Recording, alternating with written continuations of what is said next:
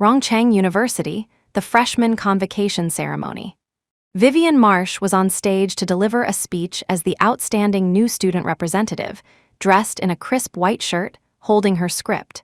Below her was a sea of faces, but her gaze swept past them, looking expectantly toward the entrance. A few days ago, she had messaged Julian Forster to mention her upcoming speech. "I got into Rongcheng University, Uncle Julian. On the first day of school, I'll be giving a speech as the freshman representative. A lot of parents will be there. Can you come?" 3 months had passed since that incident. She didn't know if it was her imagination, but she felt that ever since that day, Julian Forster had been avoiding her. He wouldn't answer her calls or reply to her texts. Now, it seemed he had completely forgot even this most important milestone in her life. The ceremony began, and there was still no sign of him. Vivian lowered her lashes, forcefully suppressing the wave of disappointment in her heart. She forced herself to calm down and began her speech in earnest. Before long, however, a familiar figure walked in. The man was dressed in an expensive, impeccably tailored suit, looking as if he had just come from the office. An assistant followed behind him. Even from such a distance, Vivian could feel that familiar, imposing coldness. He was here. Watching that tall, elegant figure, Vivian's hand, clutching the speech, involuntarily tightened. Her gaze traveled over the crowd and fixed on him, unmoving. Ever since she was 8 years old, no matter how many people were around, her eyes could only ever see him. That year, both her parents had passed away, leaving her with only her grandmother. She had gone to school alone with a tattered book bag to file for withdrawal.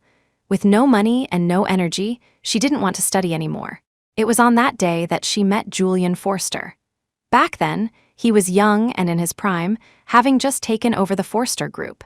He had donated an entire building to the school in the name of the Forster Group's charitable foundation. It was this man, a figure so important that even the principal fawned over him, who had singled her out from a crowd of impoverished students. He had walked slowly toward her, his leather shoes clicking on the ground. A single look that changed everything. After learning about her situation, he knelt before her and tore up the withdrawal form in her hand. "Don't quit. I can support you." From then on, a person with no one to depend on finally had a pillar of support. When she had to drop out for lack of money, he sponsored her education. When her classmates mocked her as a jinx, he canceled a meeting with 100 people to come and stand up for her. When she was repeatedly ridiculed for not having parents, he flew back from abroad in the middle of the night to attend her parent-teacher conference as her family. He had appeared in Vivian Marsh's barren world like a god, bestowing upon her infinite warmth. When the speech ended, Vivian couldn't wait to get off the stage, but she found that he was no longer in the audience. She searched and searched, eventually making her way outside the auditorium. Julian Forster was standing in the hallway, and opposite him stood a woman. Vivian recognized her at once. The most famous beauty at Rongcheng University, the teacher Sylvia Vance. As soon as she had started at the university, she had heard countless male students discussing how young and beautiful this teacher was, and how they absolutely had to take her class. At that moment, the usually indifferent man's voice was slightly hoarse. "Sylvia, I came here specifically to see you." A few meters away, Vivian froze. So he hadn't come for her today? A bitter taste filled Vivian's heart. Before she could even process it, she heard Julian's cold voice ring out. "Who's there?" Vivian's heart tightened, and she had no choice but to walk out with her head down. They hadn't seen each other since the incident 3 months ago. Now, suddenly reunited, she didn't dare to look at him, only able to stare at her shoes as she greeted him. Uncle Julian. Seeing her, Julian probably also remembered that night, and his pupils contracted slightly. But a few seconds later, he regained his composure. "What are you doing out here instead of attending the convocation ceremony?" Just as Vivian was about to explain, Julian's phone suddenly rang. He glanced at it, furrowed his brow, and walked a short distance away to answer it. Only Vivian and Sylvia were left in the hallway. Sylvia was the first to speak. "You are Julian's?" Vivian knew she must have misunderstood something and quickly explained. "Hello, Miss Vance. I'm a new freshman this year. My name is Vivian Marsh. I'm a student Mr. Forster has sponsored since I was young." Hearing the word sponsored, Sylvia's gaze shifted, but she quickly returned to normal and let out a soft laugh. "Vivian Marsh, I remember that name. You were the provincial top scholar admitted to Rongcheng, weren't you? Rongcheng is already hard to get into, and you ranked first in the entire province. That's very impressive. Was getting into Rongcheng a task Julian gave you? Vivian quickly shook her head. No, I wanted to come here myself. Rongcheng is Uncle Julian's alma mater, so I wanted to see it too. For 3 years in high school, she had practically drowned herself in a sea of textbooks, not daring to slack off for a single second, all just to catch up to Julian Forster's footsteps. She had once seen a carefully preserved Rongcheng University student ID in Julian's study. She thought he must have a deep affection for his alma mater to have kept his student ID so perfectly. From that moment on, Vivian had been determined to get into Rongcheng University. But upon hearing this, a trace of surprise appeared in Sylvia's eyes. Julian told you his alma mater was Rongcheng, but he studied abroad. Rongcheng is my alma mater. Vivian's heart skipped a beat. She had never asked Julian where he went to university. She didn't have the right to ask. She had just seen how well he preserved that student ID and subconsciously assumed he had attended Rongcheng. But if it wasn't his, whose could it be? Vivian stood there stunned, the image of the blue student ID locked in the cabinet flashing in her mind. A Rongcheng University student ID, male students had red ones, while female students had blue ones. So, the student ID that Julian Forster cherished and preserved so carefully wasn't his, but a girl's. She looked at Sylvia Vance before her, and her mind went completely blank with a deafening buzz. By the time Julian Forster returned from his work call, Sylvia Vance had been called away by the department head. Ever since learning the truth, Vivian's mind had been in chaos. There were so many questions she wanted to ask, but none of them would come out. She was just a student he sponsored. What right did she have to meddle in his private life? Besides, after what happened 3 months ago, she still didn't know how he felt about it. Did he even remember? Vivian clenched her fists. Uncle Julian, 3 months ago you were drunk. Hearing her mention that date, Julian's expression changed again. He diverted the topic. I haven't gotten you a gift for getting into Rongcheng yet. What do you want? So, it wasn't her imagination after all. That incident, he had either forgotten it or was avoiding it.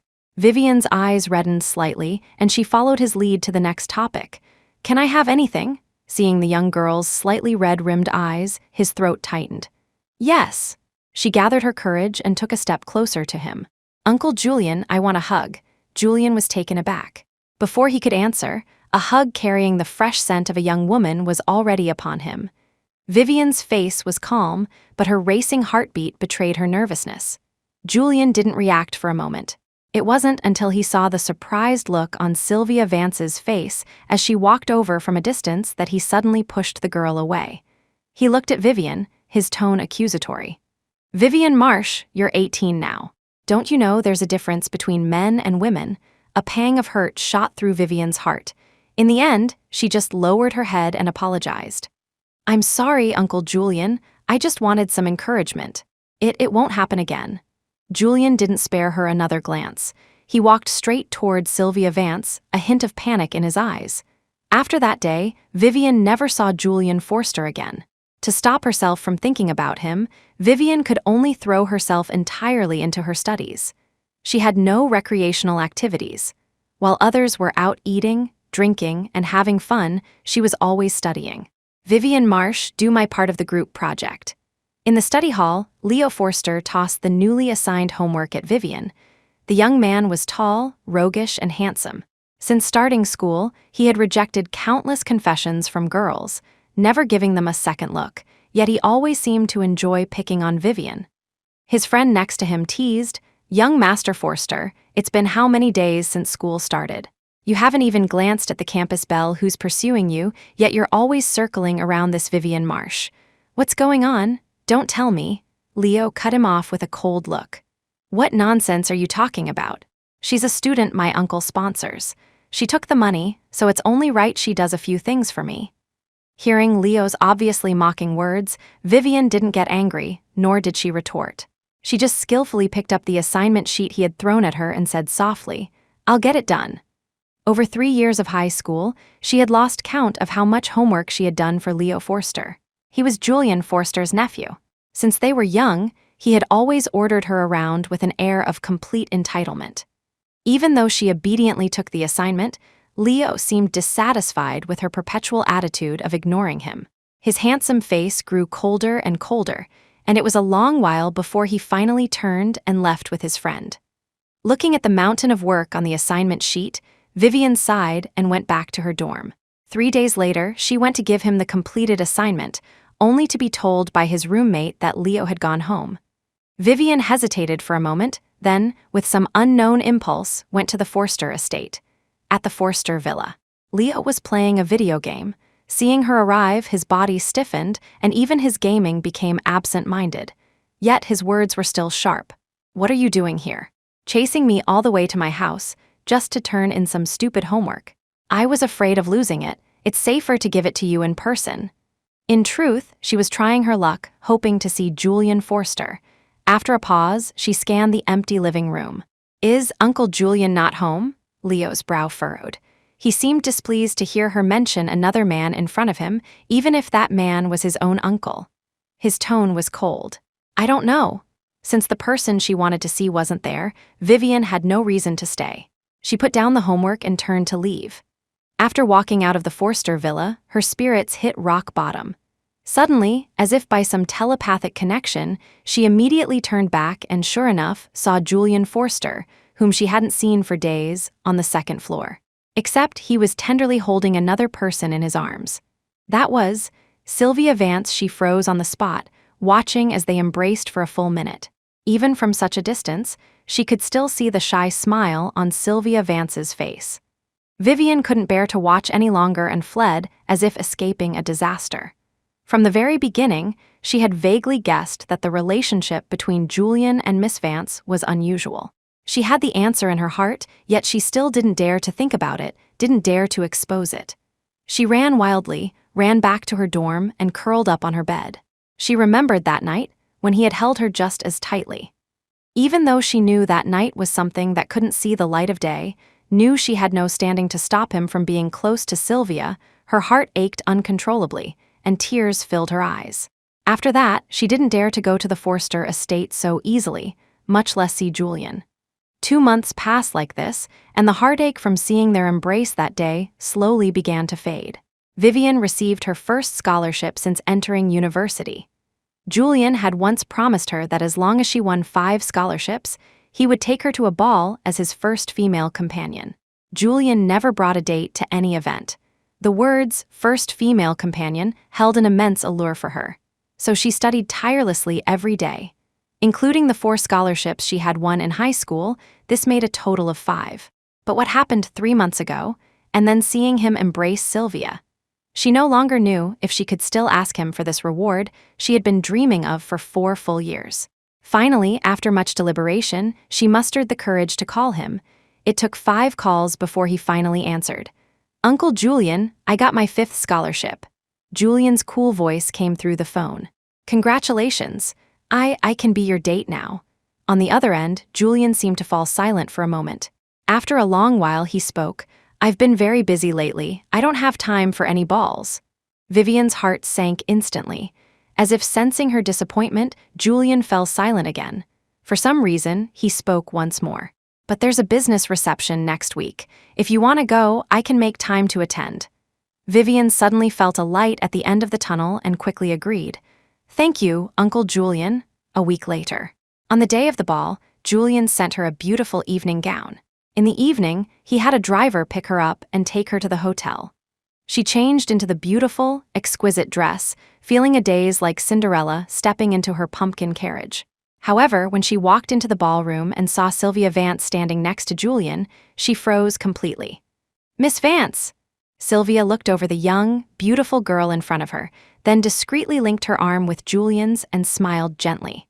"Vivi, you're here, just follow behind us. I'm Julian's date." It was as if a bucket of cold water had been poured over her, drenching her completely. As if sensing what she wanted to ask, Julian's expression was neutral as he explained calmly, "You've just turned 18. It's not appropriate for you to be my date. I brought you here so you can start learning to socialize." Vivian felt a chill run through her entire body. Did he really not know? The reason she had worked so hard to earn this reward was never to see the world or learn to socialize. It was to stand by his side as an adult woman. But it turned out this sliver of hope had been severed by him from the very beginning. Looking at the intimate, perfectly matched couple in front of her, the stinging pain in her heart grew deeper. Before Sylvia's return, he never brought a date. Now, he had made Sylvia his first. Perhaps this position had always been reserved for Sylvia. After staying for no more than a dozen minutes, she made an excuse about a classmate needing her and left. Julian watched her lonely and dejected back, his dark eyes flickering. Vivian didn't go back to the university. She walked alone outside, and as she walked, she subconsciously found herself at the park near the Forster villa. When she was a child, Julian often brought her here. The evening breeze was slightly cool. Vivian hugged her arms and found herself standing in front of the wishing well. "Vivi, make a wish at the wishing well, and it will come true." That was what Julian used to tell her to coax her as a child. Vivian's eyes reddened, and she fumbled in her bag for a coin. The bitterness and sadness she had suppressed all night made her want to vent. "I want the person I like to like me back. Julian Forster." She silently repeated his name in her heart, and the words slipped out. "I really, really like you." A blade of grass with no one to lean on, hiding it from the world, had fallen in love with the mighty tree that sheltered her from the wind and rain. After speaking, she closed her eyes, about to toss the coin.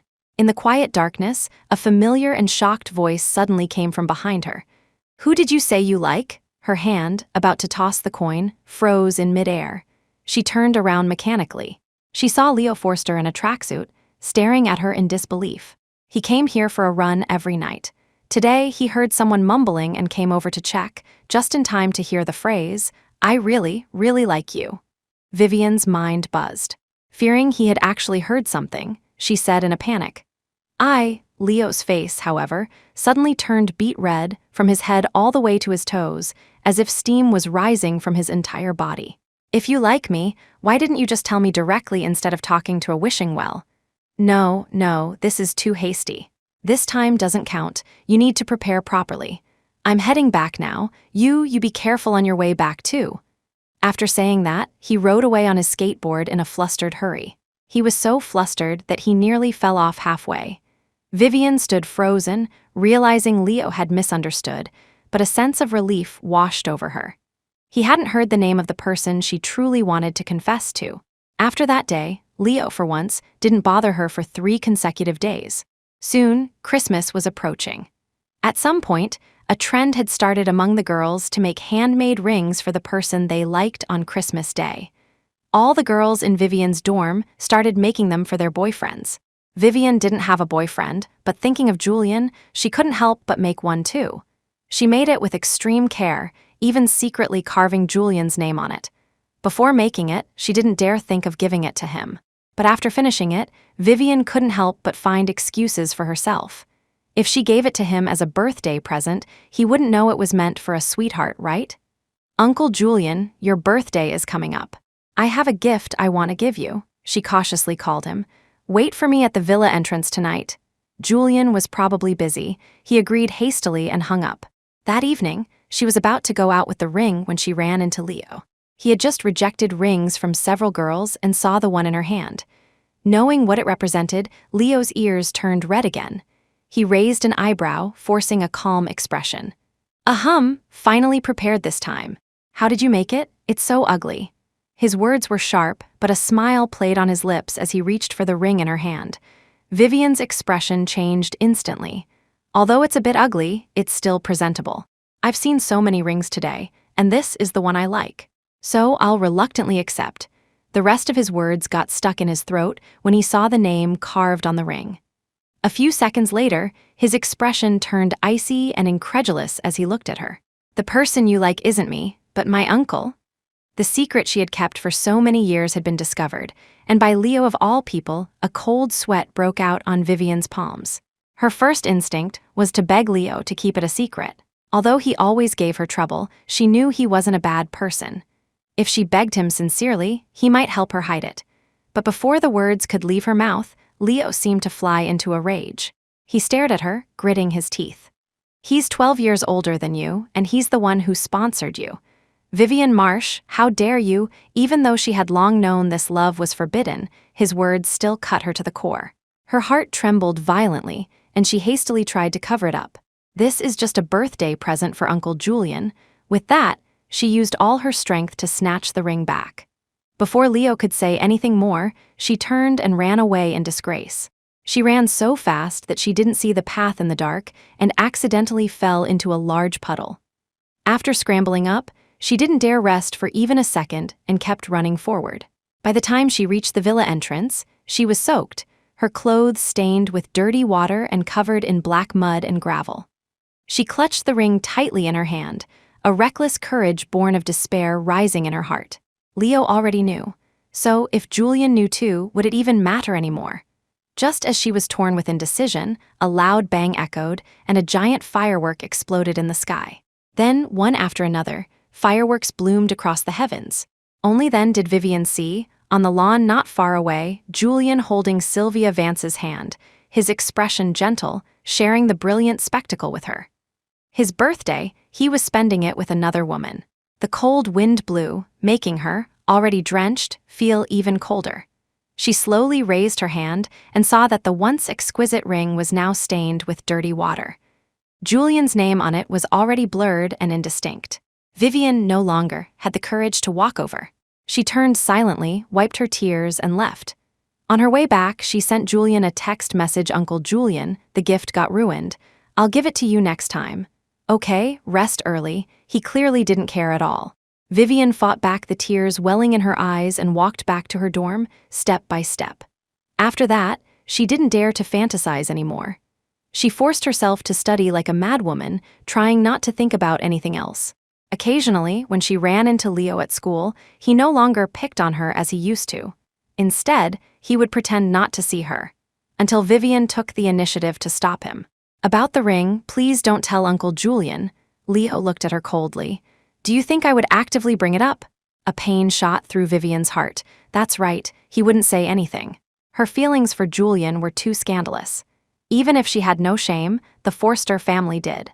She lowered her head and said a quiet thank you, then left with her eyes downcast. Leo watched her retreating back. Remembering the moment he saw Julian's name on the ring that night, he felt a fire of jealousy burning in his heart, a jealousy that threatened to consume him whole. Time passed quickly, and Rongcheng was about to enter winter. One morning, Vivian suddenly received a call saying her grandmother had been hospitalized. Her heart seized with panic. She immediately requested leave and rushed to the hospital. Mrs. Billionaire Marsh had actually been in good health all these years, which was why Vivian could live at the dorm with peace of mind, calling her every weekend. Her grandma had always been healthy, but she was getting old. This time, she had suddenly fainted. Thankfully, a neighbor found her early. Vivian sat by her bed, her eyes red. "Grandma, I'm sorry. It's all my fault for not caring for you enough." Billionaire was already awake. Her wrinkled hand grasped Vivian's. "Vivi, it's not your fault. Grandma's just old. You're so busy with school. Hurry back to your classes." Vivian shook her head, her eyes red. "I want to stay with you." Just then, a nurse walked in. "The patient needs to be hospitalized for a few days for observation. Remember to go to the front desk to pay the hospital fees." Only then did Vivian stand up. She had been working part-time diligently and had saved up a little money. After paying the hospital fees, Vivian stayed with her grandmother for another night, promising to visit every afternoon before returning to school the next day. On the afternoon of the third day, when she went to the hospital, the doctor called her out of the room. "Your grandmother might have a problem with her heart." Vivian's mind went blank. The next second, she heard the doctor say, "If we operate in time, the chances of recovery are high. It's just that the surgery costs $50,000. $50,000 to her, this was an astronomical sum. The hospitalization and treatment fees these past few days had already used up most of her money. "Have you decided? Will you do the surgery or not?" Vivian was panicking, not knowing what to do. Suddenly, a cold, deep voice came from behind her. "Do the surgery. Immediately transfer the patient to a VIP room." Vivian was startled. She turned to see Julian striding toward her. He was tall and slender, wearing a black overcoat. The assistant behind him had already approached the doctor to discuss the upcoming surgery. "Uncle Julian?" Julian glanced at her, his eyes seemingly filled with displeasure, but he entered the ward first. Vivian stood in the corner of the room, watching him comfort her grandmother and then arrange for her transfer to the VIP room. After all that was done, he led her out into the hallway. "Why didn't you tell me Grandma was sick?" Vivian lowered her head. It wasn't that she hadn't thought of asking Julian for help, but she felt she already owed him too much. A young girl's thoughts were always complicated. It was as if the more she owed Julian, the further away from him she became. "Uncle Julian, I will pay back all the money I owe you." Julian hadn't expected her to say this. He frowned. "What?" As if afraid he wouldn't believe her, Vivian took out a notebook from her bag. "This is my ledger. I've recorded every penny you've spent on me. Uncle Julian, I will definitely pay you back." Seeing her serious expression, Julian's dark eyes deepened. "Are you trying to draw a line between us?" "No, then you don't have to pay it back." Vivian, however, was surprisingly stubborn, whispering, "I will." He really didn't know what she was insisting on. He frowned. "You are the student I sponsor. It's my duty to help you." Little did he know, this was the very thing Vivian cared about most. For a long time now, she hadn't wanted to be just the student he sponsored. Before she could speak, Julian's phone rang. He answered it. "Sylvia." "What's wrong?" Hearing Sylvia's name, Vivian watched his retreating figure, then turned with a pang of bitterness and walked back into the ward. Her grandmother looked at her reddened eyes, her cloudy gaze seeming exceptionally clear. Vivian sat silently in the hospital room without a word. Finally, Eleanor sighed and said, "Vivi, don't be in love with Julian anymore. You two are from different worlds." Vivian froze, looking up to meet her grandmother's all-seeing eyes. The old woman's heart was like a clear mirror. "It's impossible between you two. Give up." Hearing these words, Vivian's tears suddenly fell, her voice small and sad. "I'm sorry, Grandma, I can't give up." If she could have given up on him, she would never have let herself fall in love with him in the first place. Eleanor could only shake her head helplessly. She was old, and there were many things she no longer had the power to change. A short while later, a nurse came in with a wallet. The person who just paid the fees left this behind. They forgot to take it. Vivian took it, thinking it belonged to the assistant. But when she opened it, she saw Julian's ID inside. The next day, she took advantage of her free afternoon to go to the Forster estate. The Forsters were hosting a party, and the villa was exceptionally lively, with socialites and madams in expensive gowns milling about. When Vivian walked in, dressed plainly, many cast strange glances her way. Just then, Sylvia Vance suddenly appeared before her. "Vivi, what are you doing here?" "I came to bring something to Uncle Julian," she said softly. Sylvia smiled, a hint of the lady of the house in her tone. "Julian is a bit busy right now. You can give it to me, and I'll pass it on to him." Before Vivian could reply, several socialites walked over. "Well, if it isn't Sylvia Vance. After all these years, you're still clinging to Julian Forster. How could she let go? This is her golden opportunity to marry up." Exactly. The Cinderella waiting to marry into wealth. The snide remarks made Sylvia's face turn pale. Although Vivian was young, she couldn't stand them humiliating someone like that. Just as she was about to speak, the women's gazes fell on her. Seeing Vivian's cheap clothes and backpack, their eyes filled with disdain. "Who are you? The Forsters' new help? No wonder you're chatting with Sylvia Vance. At a party like this, you two are probably the only ones who have anything in common." With that, they giggled. Vivian's face flushed, but she remained composed. "Please be more respectful, Miss. Vance is an honored guest invited by Mr. Forster, and I am not the help you speak of." Before she could finish, a steady set of footsteps approached. Julian Forster stopped beside Sylvia, and everyone instantly fell silent. He saw Vivian standing nearby, but his eyes hardened, and he said nothing. Instead, upon seeing the aggrieved look on Sylvia's face, his brows knitted together. "Did someone bully you?" The arrogant socialites from a moment ago immediately tensed up. Sylvia glanced at them, a look of someone trying to swallow her grievances. "No." Julian frowned and looked at the others, then took her hand without another word. "If anyone dares to trouble you again, I guarantee they won't be able to stay in this circle." With that single sentence, he had clearly drawn Sylvia into his circle of protection, making it impossible for anyone to speak ill of her again. With that, he led Sylvia away, not even glancing at Vivian beside them. The socialites didn't dare say another word. However, feeling they had lost face, and seeing that Julian had completely ignored Vivian from beginning to end, they vented their frustration by humiliating Vivian one last time before dispersing. Having been humiliated multiple times, Vivian had forgotten how to retort, standing alone, her hands trembling slightly. He had chosen to stand up only for Sylvia, ignoring her as she was being ridiculed. Yes, Grandma was right. He and she, one a cold, noble CEO, the other a parentless, poor student, were worlds apart. They were from two different worlds. He had no obligation to protect her. If it weren't for that night 3 months ago, that's what she should have thought. But he had, in fact, shared a moment of fierce tenderness with her. That night, he was drunk. He had suddenly hugged her, suddenly kissed her, suddenly possessed her. He held her in his arms, kissing her eyes over and over, whispering, "I like you so much." It was that tenderness that had given birth to such an audacious fantasy, making her think that maybe he really did like her a little, that he liked this little girl he had sheltered under his wing since childhood. But like a fleeting illusion, he was gone the next morning. When they met again, he intentionally or unintentionally wanted her to completely forget that night. Julian Forster, that night was my everything. But to you, what was that night? Vivian stared blankly at the backs of Julian and Sylvia as they walked away, her entire heart aching terribly. She forced herself to look away. Just as she was about to turn, the world suddenly spun. A flash of white light crossed her vision, and she fainted. When she woke up, Vivian found herself lying in a luxuriously decorated room. Standing beside her was, surprisingly, Leo Forster. Seeing her awake, Leo hid the worry in his eyes and said coldly, "If you're awake, then get out."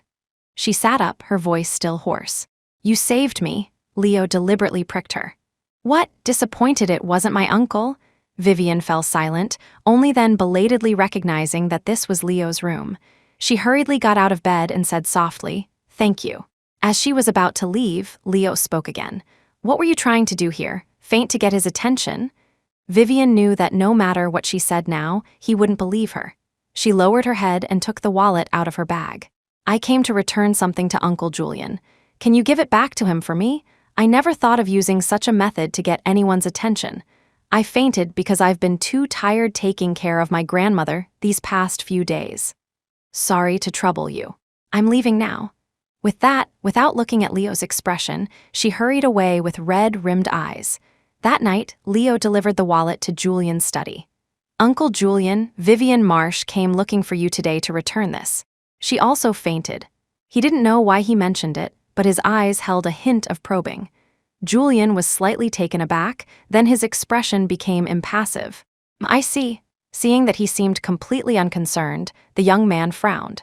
After a few seconds of hesitation, he couldn't help but ask, "That's it? You're not going to ask anything else? Weren't you the one who always cared about her the most?" Julian calmly looked at his computer, processing work. "She's grown up. I can't look after her for the rest of her life." After a pause, he looked at Leo, his tone thoughtful. "And you, why have you suddenly started caring about her?" As if his deepest, most hidden thoughts had been exposed, Leo's tone became flustered. "Me care about her? I just feel sorry for her since the thing is delivered. I'll be going now." Watching Leo's hurried departure, Julian's gaze grew even deeper. On the other side, Vivian had been listless for the past 2 days. Ever since leaving the Forster estate that day, it was as if she had left her soul behind. She could only pour all her energy into her studies, carrying a book wherever she went. One day, she was memorizing vocabulary on the road, not watching where she was going, and accidentally bumped into someone. "I'm sorry," she quickly apologized, but her expression stiffened slightly when she saw the person in front of her. "Miss Vance," Sylvia nodded at her. Just as Vivian was about to leave after apologizing, Sylvia suddenly stopped her. "Vivi, let's have a talk." Vivian didn't know how to refuse and could only go with her. The two walked down the path, each with their own thoughts. In the end, it was Sylvia who spoke first. "You know, sometimes when I see you, it's like seeing myself back then." Vivian's heart clenched. She thought of the scene where they were both humiliated by those socialites. She never knew that Sylvia was also looked down upon in that circle. That's right. Julian Forster had always been the moon, high in the sky. It wasn't that she didn't know how powerful the Forster family was. How could an ordinary family ever be worthy of him? Julian and I were high school classmates. We were each other's first love, but fate played a cruel trick. My family background was poor, so the Forsters looked down on me and didn't approve of us being together. They threatened to prevent me from going to university to break us up. But now, Julian is in charge of the Forster family. No one can break us up anymore. Vivian could hear a hint of triumph in her tone. She never knew they had such a past between them. If both she and Sylvia were not from the same world as Uncle Julian, yet Uncle Julian was willing to pull Sylvia into his world while completely shutting her out. That was the biggest difference between her and Sylvia. Sylvia suddenly stopped walking and turned to look at her. "Vivi, you like Julian, don't you?" Vivian stopped abruptly, her body stiffening. Sylvia, however, spoke with an air of understanding. "How could you not like someone who changed your life? But it's impossible for him to like you. Do you know why, out of all people, a man as aloof as him chose to sponsor only you? For no reason, with no conditions, yet he raised you to this age and treated you so well. Vivian Marsh, haven't you noticed that you and I, we actually look a bit alike? Especially our eyes, you really, really look like me." Vivian didn't know when Sylvia finally left, she only knew. Those words were like one clap of thunder after another, exploding over her head. Especially the last sentence, "Haven't you noticed that you have a pair of eyes very similar to mine?" The first time they met, his deep gaze met hers. He had said, "From now on, I'll take care of you." The first time they were intimate, he held her tightly, kissing her eyes with a lingering, tender passion. He had said, "I like you so much." So, all his special treatment of her, including that night, was it all just because she had a pair of eyes that resembled Sylvia Vance's? No, impossible. She had to ask him to get a clear answer. She had to find Julian Forster and ask him the Forster estate. Lightning flashed and thunder roared outside, but the main door was thrown open. Julian was sitting on the sofa, looking at a report. Seeing Vivian run in, drenched and with red-rimmed eyes, he couldn't help but frown. "What's wrong with you?" Vivian walked toward him step by step, her voice trembling. "Uncle Julian, the reason you sponsored me back then, was it because you thought I looked like Sylvia Vance?" Vivian stared at Julian's face, thinking, as long as he denied it, as long as he denied that everything he had given her all these years was because of Sylvia. As long as he denied it, no matter what anyone else said, she would only believe him. But Julian just looked at her quietly, his hand holding the report pausing slightly. His dark eyes swirled with an emotion she couldn't comprehend. After a long time, he uttered a single word. "Yes." Vivian's heart trembled, and she felt a chilling cold seep through her entire body. "When I was 12 and being bullied, you left a meeting and rushed over to stand up for me. Was that because I look like Sylvia?" "Yes." "When I was 14 and received a love letter, you flew back from abroad that very night to warn me against dating early. Was that because I look like Sylvia?" "Yes." "On my 15th birthday, you booked the entire city's fireworks for me for a whole night. Was that because I look like Sylvia?" "Yes." She was trembling violently, saying word by word, "On my 18th birthday, the night you got drunk, the reason you treated me that way, was it also because I look like Sylvia?" That night, he had held her tightly, kissed her. That moment of fierce entanglement had made her feel that he was deeply in love with her too. But now, he was telling her that all along, the reason he treated her differently was only because she had a pair of eyes that looked just like his ex's. Julian's dark eyes moved. After a long silence, he used one final word to cast her completely into hell. "Yes. Vivi, about that night 3 months ago, I'm very sorry. I didn't intentionally forget it, I just felt it was an accident and there was no need to bring it up again. If you can forget it, I can compensate you." Compensate. That one word instantly shattered all the defenses she had been holding up. Her voice trembled. "Uncle Julian, what do you take me for? Can you really not see that I like you?" That was her first time. The man was stunned for a moment, but there was no shock in his eyes, only cold indifference. His expression was gentle, but his voice was cold. "I'm sorry, that's not what I meant. It's just that, apart from that, I don't know how else to make it up to you. I can give you anything you want, except the love you're asking for. I can't be with a kid, not to mention I'm a decade older than you. It's normal to have urges during puberty, and it's normal to mistake dependency for love. Vivi, you should go and like a boy your own age. Don't put your thoughts on me anymore. As for that night," he paused, a rare hesitation, "consider this compensation. Apart from that, whatever you want, you can tell me." It was as if her heart had been brutally gouged out, only to be doused with salt water, causing an instant of excruciating pain. His words made her see clearly how cheap she was. She took a deep breath, barely managing to maintain her last shred of dignity in front of him. "I don't need any compensation, Uncle Julian. Everything I did in the past, I did willingly. I will listen to you and completely forget that night. Consider it repayment for your kindness all these years." After a long while, she finally stopped her trembling and said, word by word, "Since your heart belongs to someone else, I won't pester you anymore. Don't worry, from now on, I will not like you anymore. I will forget that night, and I will forget you. I wish you and Miss Vance a long and happy life together for all the years to come." This long, secret love had ended in such a tragic way. After speaking, she walked out, step by step. Outside, it was a bright, sunny day, but Vivian felt a chilling cold all over her body. She had told herself not to cry, but tears streamed down her face nonstop, drop after drop, soaking her white dress. Suddenly remembering something, Vivian took out the ring carved with Julian's name from her pocket. To Julian, this was probably just a childish trinket, but to her, it carried the most sincere feelings of her girlhood. Now she could only be glad she hadn't given it to him. She was already pathetic enough. She couldn't let herself become any more so. She clenched the ring in her hand and threw it forcefully into the nearby bushes. Then, she turned and walked away. A few minutes later, a figure emerged from the villa and picked up the ring from the ground.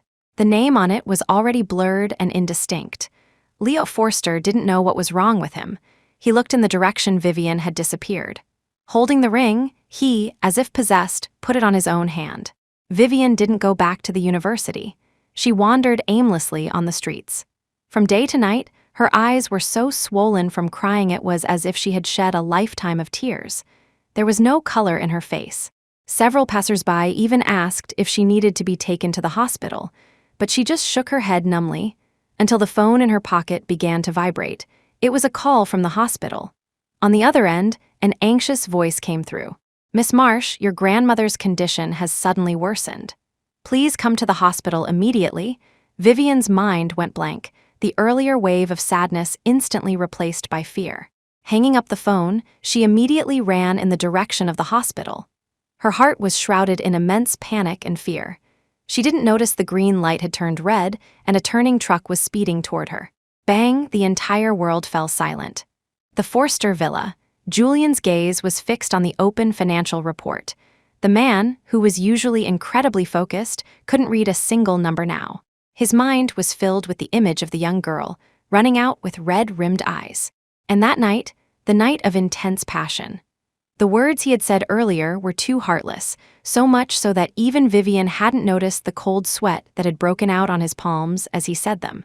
But he couldn't indulge in such foolishness with a girl so young. That night, 3 months ago, was already his failing. Thunder rumbled outside the window. He took off his gold-rimmed glasses and loosened his tie, suddenly feeling an inexplicable sense of turmoil.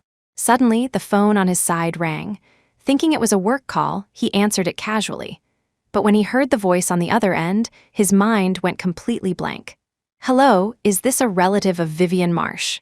She was in a car accident on Southwest Road at 3 p.m. and is currently being treated at our hospital. Do you have time to come over?" Before the person on the other end could finish, he had already shot up from his seat, grabbed his car keys, and bolted out the door. It was the first time he had ever lost control like this. He ran countless red lights on the way, and his hands were trembling as he pulled out the car key. Finally arriving at the hospital, he reached her floor, only to freeze in place at the sight before him. Vivian was already awake, her head wrapped in gauze. She was clinging tightly to Leo Forster, refusing to let go. "I won't let you go. You are my boyfriend. If you're not my boyfriend, how come you have the ring I made? I remember I made this for my beloved." Leo's entire ears turned red, and he stammered, "Vivian Marsh, let go of me." "I won't, unless you admit you're my boyfriend." As she spoke, she hugged him even tighter, as if afraid he would leave.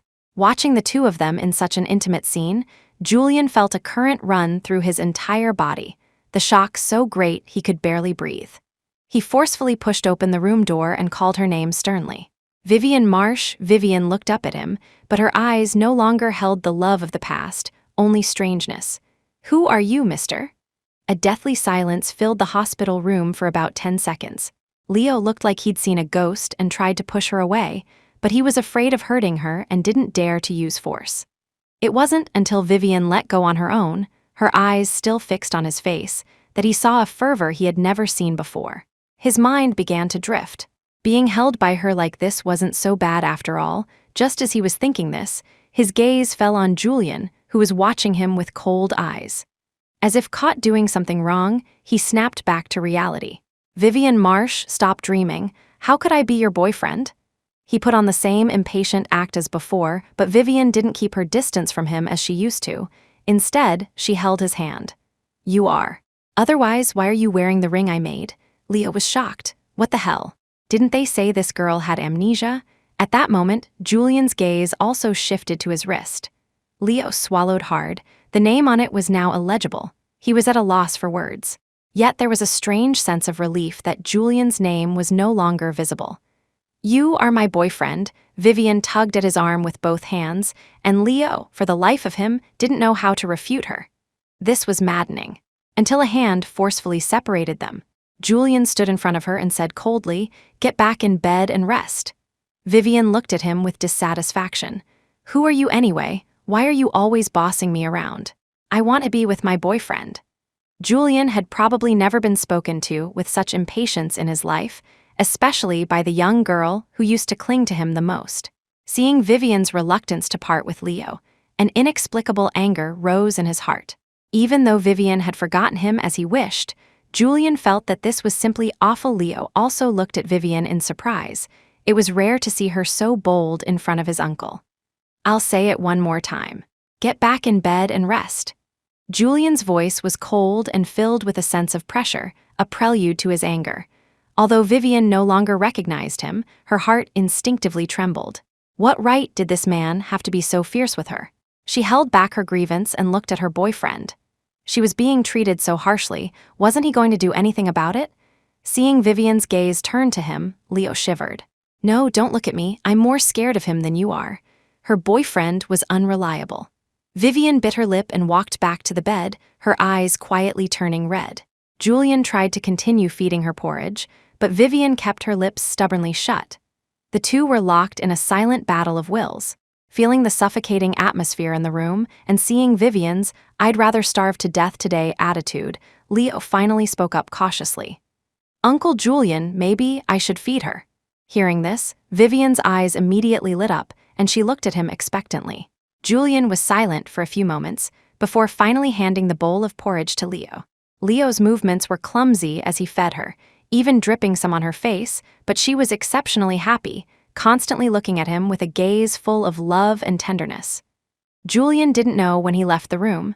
In the doctor's office, Julian's expression was so cold it could freeze water. He pressed his temples. When will she regain her memory? The doctor wasn't sure either. It depended on the patient's recovery. Some might recover quickly, while others might never recover. Hearing the doctor say that Vivian might never recover, a wave of frustration surged in Julian's heart. Do whatever it takes to help her recover her memory quickly. Leaving these words behind, Julian left the office. When he returned to the hospital room, he saw Leo putting away the porridge bowl from outside the door. Vivian was still holding his hand, not letting him go. She had just woken up and had lost part of her memory. Having finally found someone she trusted, she naturally poured all her dependence on him. "Can you stay with me a little longer? I have to go back to school. But I'm your girlfriend and I'm hurt." "No, Before Leo could finish, he saw her eyes welling up with tears as she looked at him pitifully. Her fear and insecurity were not fake. And so, the words of refutation he was about to say got stuck in his throat. He cleared his throat. "Fine, since you're so pitiful." Vivian's eyes curved into crescents, and she said joyfully, "I knew you wouldn't leave me."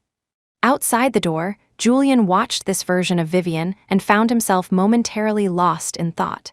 He had only seen such a clingy Vivian when she was a child. Once, she had been just as dependent on him. If he spared a little more time to be with her, she would be as happy as if she had the whole world. Since when had she become less dependent on him, stopped acting spoiled in front of him, and even become cautious, only daring to steal glances at him that she would quickly avert? An indescribable emotion rose in his heart. Just then, his phone began to vibrate. He answered the call. It was his assistant. Due to Vivian's car accident these past 2 days, a lot of company matters had been left unattended. It was strange. He had thought that since he could push her away so decisively and reject her feelings, he should be able to accept her leaving him. But the moment he learned of Vivian's car accident, the overwhelming fear and tension nearly crushed his heart, making him rush to her side regardless of everything, just to stay with her and confirm her safety. And when she woke up, he watched her forget him completely, watched her treat Leo as her boyfriend, watched her transfer the dependence she once had only for him onto someone else. Julian slowly clenched his fist. Is this the feeling of jealousy? No, impossible. That's ridiculous. Julian closed his eyes. I'm on my way back to the company. As if escaping, he turned decisively and left the hospital. For the next few days, Vivian recuperated in the hospital while he buried himself in work at the company. Their lives had no intersection, which was exactly what Vivian wished for. Since that day, Leo would visit Vivian every day. As soon as she saw him, she would be very happy, even after Leo explained that he wasn't her boyfriend. The ring was just something he had found, but Vivian still firmly believed that she must have liked him before. From the first second she saw that ring, she had a strong feeling the person wearing it was her lover. Julian would still occasionally visit her. Vivian was no longer as resistant to him. She asked him tentatively, "Uncle Julian, are you the one who has been sponsoring my education all these years?"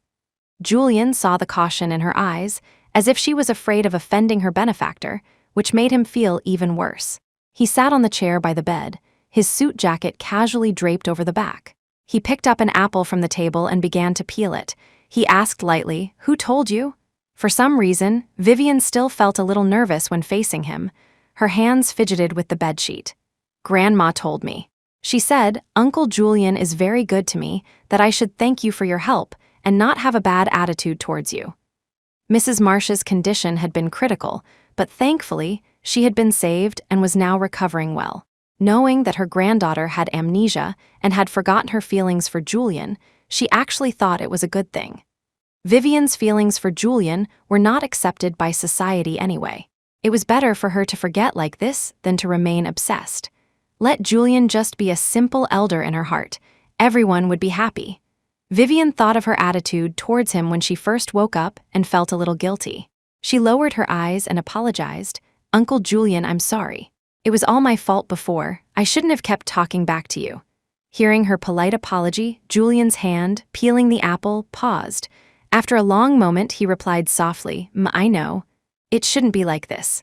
He and Vivian shouldn't be so distant." During this time, no matter how much he tried not to think about her, his mind was filled with her image, her voice.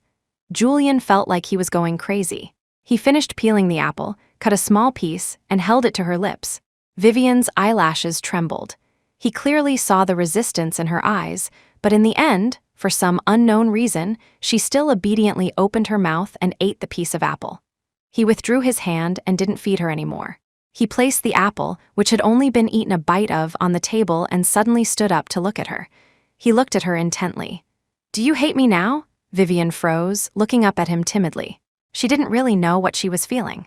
Her chest always felt tight when she saw him, which made her uncomfortable, so she subconsciously wanted to avoid him. Was this hate? But she shouldn't hate him. According to her grandma and Leo, Uncle Julian used to be very good to her, and she trusted him a lot. So Vivian shook her head and said apologetically, "I just haven't remembered the past yet." An eerie silence filled the room. Just as Vivian felt like she could barely breathe, the door was pushed open again. "Vivian Marsh, look what I brought you," Leo's cheerful voice came in, and he was holding freshly bought crab roe wontons. The moment she saw Leo, Julian witnessed Vivian let out a sigh of relief, her tightly pressed lips curving into a faint smile. "Uncle Julian, you're here too." Leo greeted him politely, his tone lacking the earlier ease. It seemed his presence made them both uncomfortable. Julian grunted in acknowledgement. "I have things to attend to at the company. I'll be leaving now. Take good care of Vivi." He picked up his jacket from the chair and left. Before closing the door, he heard Vivian's soft, happy voice. "These crab roe wontons smell so good." It was completely different from the stiffness she showed him. Julian quickly shut the door, separating himself from everything in the room. It seemed only by doing this could he suppress the slowly rising emotion in his heart, an emotion called regret. When he returned to the Forster villa, Julian got out of the car and saw Sylvia Vance waiting at the door. Seeing him, Sylvia's face immediately broke into a smile. She tried to affectionately link her arm with Julian's. "Julian, the school is having a faculty ball next week. I'd like to invite you to go with me." Her eyes were full of anticipation and excitement, as if she couldn't wait to appear before everyone as Julian's girlfriend. Then, she would become the object of everyone's envy. From then on, she would no longer be the ordinary Sylvia Vance. The poor girl who needed others to sponsor her education, she would become the girlfriend of the heir to the Forster family. She would never have to worry about money, about being looked down upon, or about struggling to build a future for herself. She was lost in her beautiful fantasy. But to her surprise, this time, Julian not only pushed her hand away but also said coldly, "I'm not free." Sylvia froze.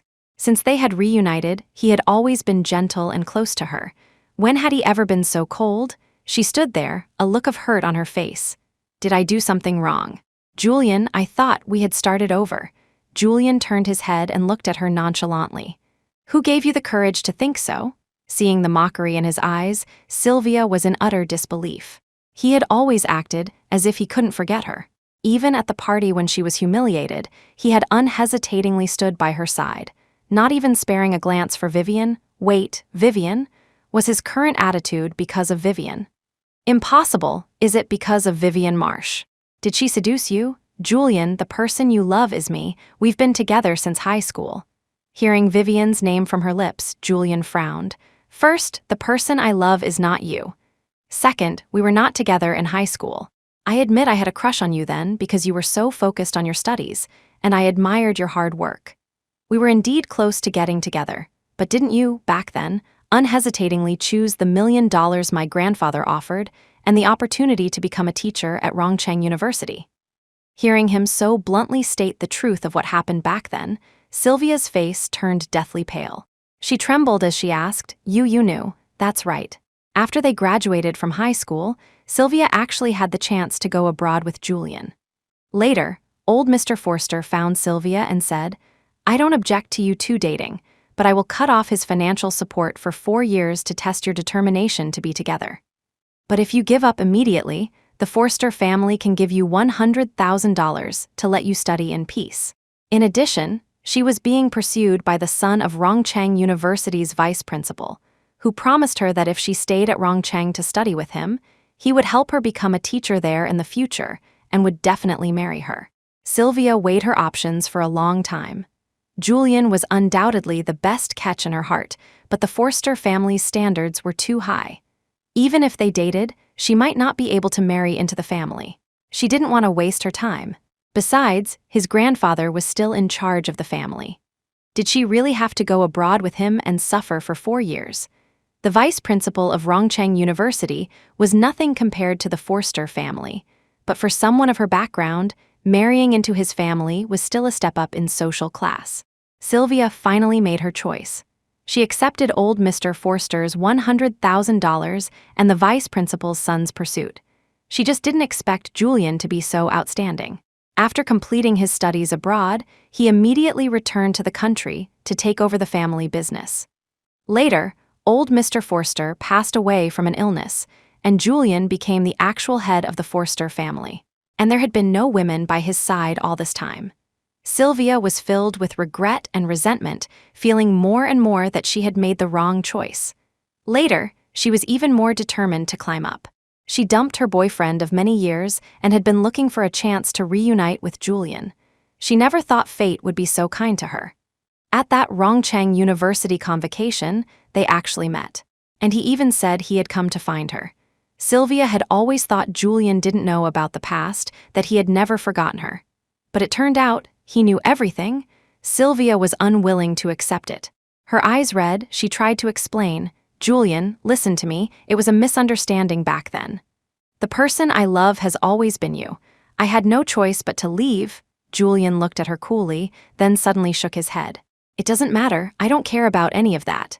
To him, that was more than 10 years ago. Julian hadn't even liked her that much back then. At most, it was a crush. In his first year abroad, he had already forgotten about Sylvia.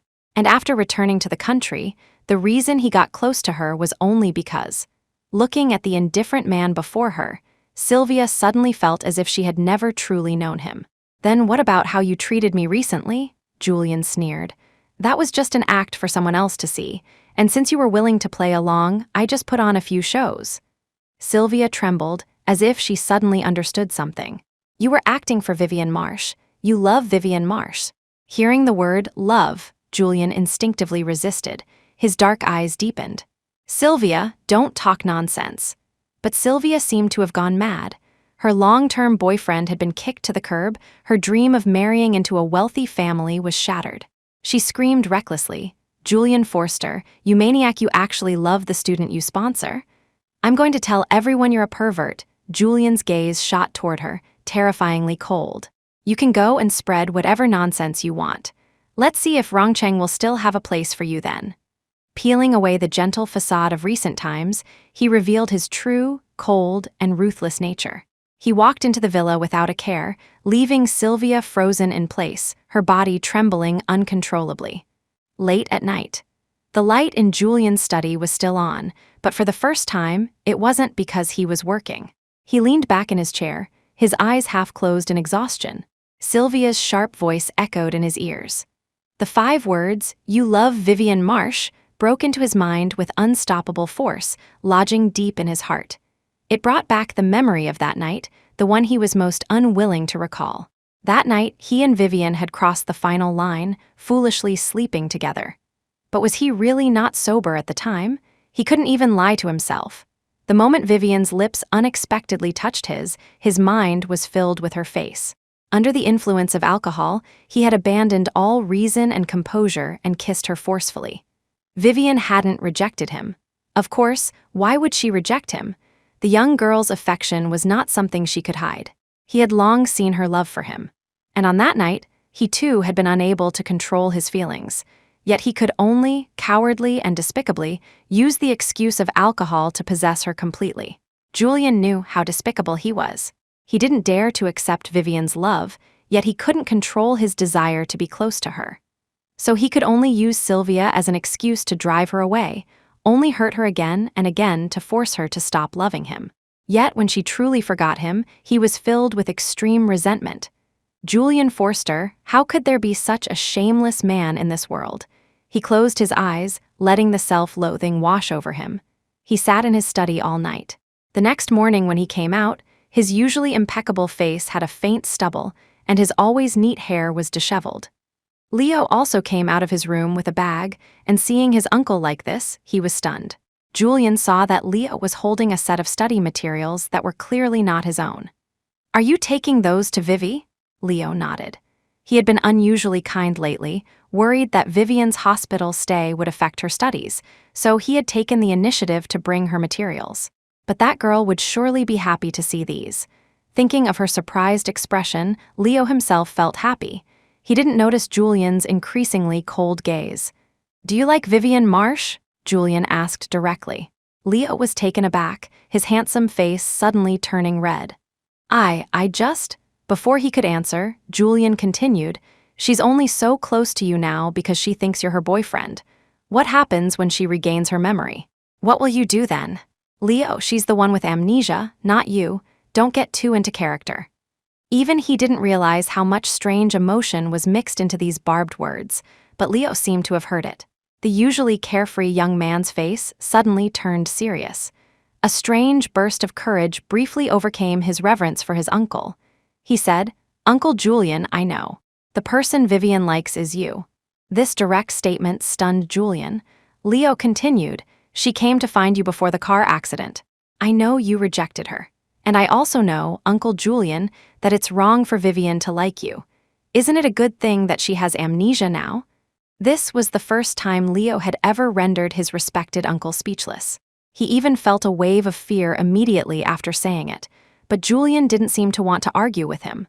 After a few seconds of silence, he asked again, "Do you like her?"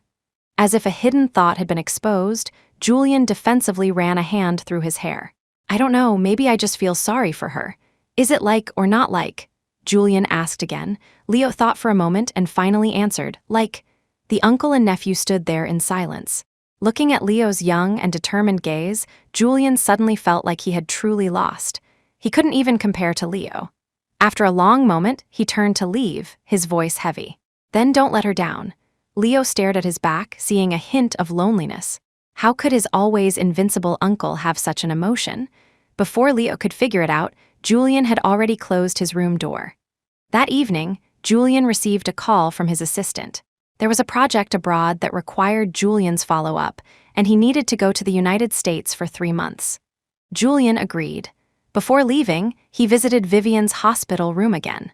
Her health had improved a lot, and her complexion was gradually returning to a healthy pink. When she saw Julian, she would give a faint smile. I'm going on a business trip abroad recently, so I won't have much chance to take care of you. If you need anything, just tell Leo, okay? His voice was incredibly gentle, which gave Vivian a very familiar feeling. She nodded obediently. Okay, Uncle Julian, I wish you a safe trip. After saying this, she just looked at him quietly, as if there was nothing more to say. But Julian suddenly remembered when Vivian was 12 years old. He had to go on a business trip before her birthday. She had hugged him with red eyes, not wanting him to go.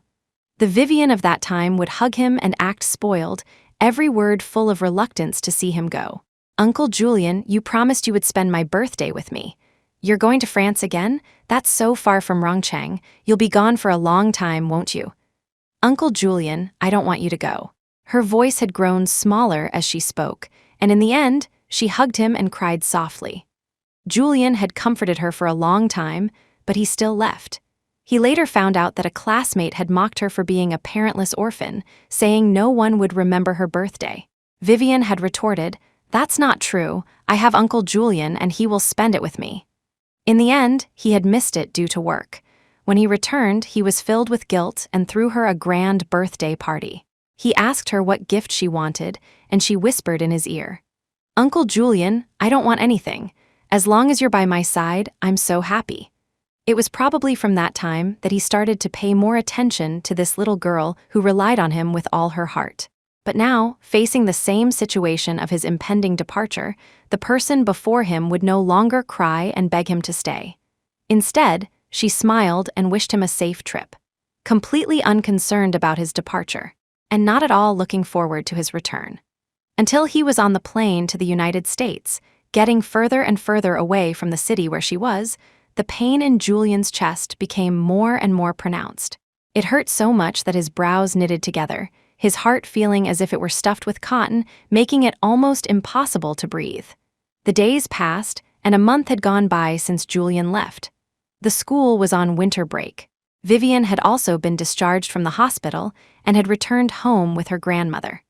The winters in Rongcheng were always cold. Vivian returned to the old apartment complex where she lived with her grandmother and was so cold that she didn't dare to go downstairs for days. And so it was New Year's Eve, a time for family reunions. Vivian looked at the fireworks outside the window and, for some reason, suddenly thought of Julian. Was he still alone in the United States? Should she send him a text message wishing him a happy new year? What time was it in the US now? Would sending a text now be too much of a bother? She hesitated for a long time before finally deciding to send one. After all, Julian had helped her and her grandmother so much. If she didn't even send a polite New Year's text, it would be too improper. With this thought, Vivian opened her phone and spent a full 10 minutes composing a message. She only managed to write one sentence. "Uncle Julian, it's Vivi. I wish you a happy new year and a prosperous and successful year ahead." She went back and forth, deliberating for a long time. She felt the sentence sounded sincere and couldn't find any fault with it, so she hit send. She thought he wouldn't see it so quickly, but less than a minute after she sent the text, her phone rang. She was a little surprised and answered it in a hurry. It was quiet on the other end. Vivian's heart panicked, thinking she might have woken him up. After a few seconds of hesitation, she took the initiative to speak. "Hello, Uncle Julian?" 3 seconds later, the man's deep, mellow voice came through the receiver. "Vivi." The voice was low and deep. For some reason, Vivian suddenly shivered. She took a breath and said again, "Today is New Year's Eve. I wanted to wish you a happy new year. I didn't disturb you, did I? No. He always answered quickly, and his words were brief. Vivian didn't know what else to say. Thinking he was probably busy, she said considerately, "Then you can get back to work. I'll hang up now." Just as she was about to press the end call button, he suddenly spoke from the other end. "Don't hang up." Vivian was stunned. Julian's voice was tinged with fatigue. "Let me listen to your voice a little longer." Outside the apartment complex, Julian's car was parked downstairs from Vivian's home. He was wearing a black overcoat, quietly looking at Vivian's room through the car window. He had been working for over a dozen hours straight, just to make a temporary trip back to see her on New Year's Eve. But by the time his car reached her building, Julian suddenly realized he didn't seem to have a reason to come back and see her. At least, not in her mind. On the other end, Vivian didn't quite understand what he meant and just thought he was tired from work. "Uncle Julian, is it very tiring in the US? A little. Can't you even rest on New Year's Eve? Even though Americans don't celebrate the New Year today, you should give yourself a break. If you're very tired, you can ask your assistant to make you a cup of lemon water. It can help relieve fatigue." She suddenly opened up, chattering on and on. Julian felt his fatigue disappear just from hearing her voice. He let Vivian talk, not saying a word for a long time, until his assistant came over to remind him that it was almost time to go to the airport. Only then did he slowly part his lips. "Vivi, are there fireworks in Rongcheng today?" "Huh." Vivian was caught off guard, not understanding why he was suddenly interested in that. She quickly got up. "I don't know. Hold on, let me open the window and see." The next second, Julian saw the window upstairs open, and a fluffy head popped out. Vivian was wearing pink bunny pajamas, leaning against the window and gazing at the dark sky. "There are no fireworks today." Julian sat in the car, staring at her face. It took him a moment to reply, "I see." She thought he was disappointed. Although she found it surprising that a mature and steady man like Uncle Julian would like to watch fireworks, she still tried to comfort him. "There might be some at midnight. I'll record a video for you then." Julian smiled faintly. "Okay, I'll wait for you." After hanging up, Vivian didn't notice a black luxury car that had been parked downstairs for a long time slowly driving away in the moonlight. She leaned on the windowsill, a little dazed, a feeling of melancholy suddenly rising in her heart. She didn't know where this emotion came from. It seemed to come from the depths of her heart, from that forgotten part of her memory. After a long while, she retreated back into her room, closing the window against the increasingly cold wind.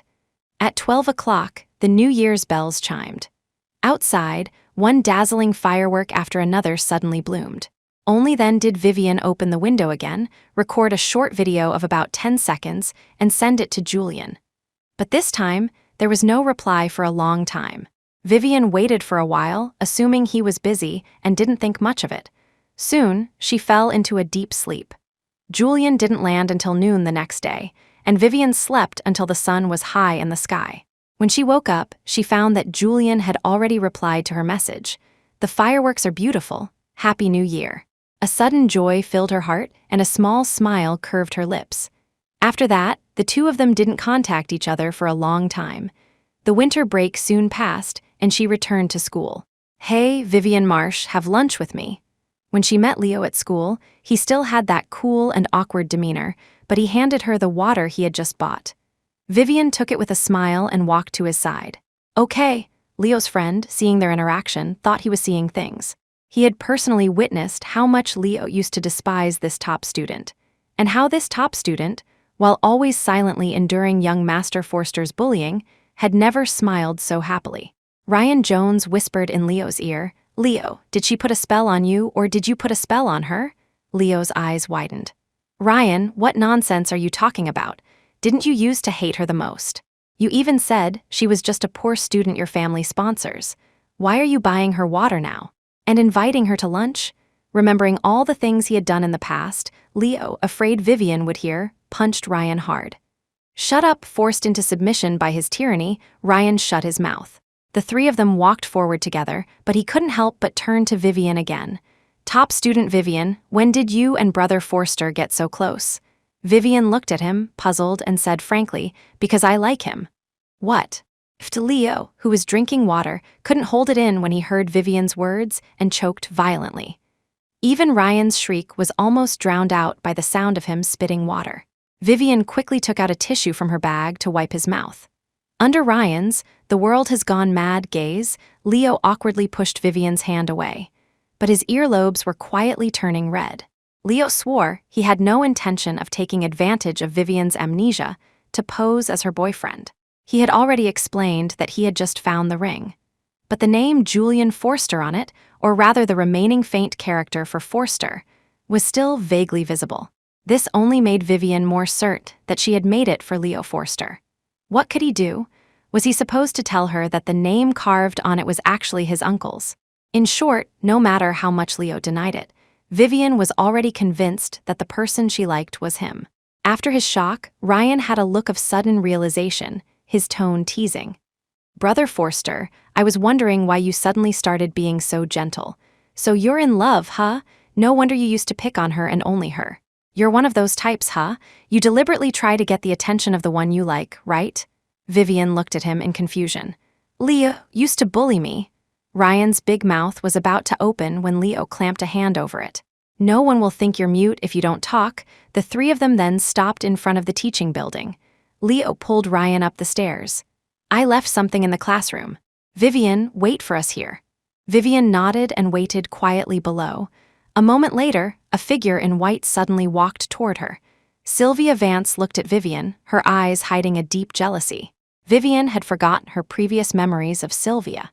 She had only seen her a couple of times in class and knew she was the school's English teacher. "Hello, Miss Vance." Sylvia glanced at Leo's figure on the stairs, then turned her cold gaze back to Vivian. "Vivian Marsh, you really have some skills. You won't let go of any of the Forster men, will you?" Vivian didn't understand what she meant, but she could hear the sarcasm in her words. Her heart instinctively clenched. Her intuition told her that this Miss Vance did not like her. Sylvia was indeed blinded by jealousy, her words growing more and more harsh. "What? You're not clinging to Julian Forster anymore, so you're seducing Leo Forster instead. Vivian Marsh, you really are desperate to marry into a rich family. Do you really think the Forsters will accept a girl with your background? They're just playing with you." "Miss Vance," Vivian finally couldn't take it anymore and interrupted her. "I don't know if we've had any issues in the past, but my relationship with Uncle Julian and Leo is not what you think.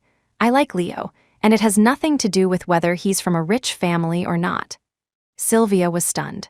She stared at Vivian for a long moment, only then realizing something was off about her. Vivian said, "I was in a car accident and lost some of my memories. Is there some misunderstanding between us?"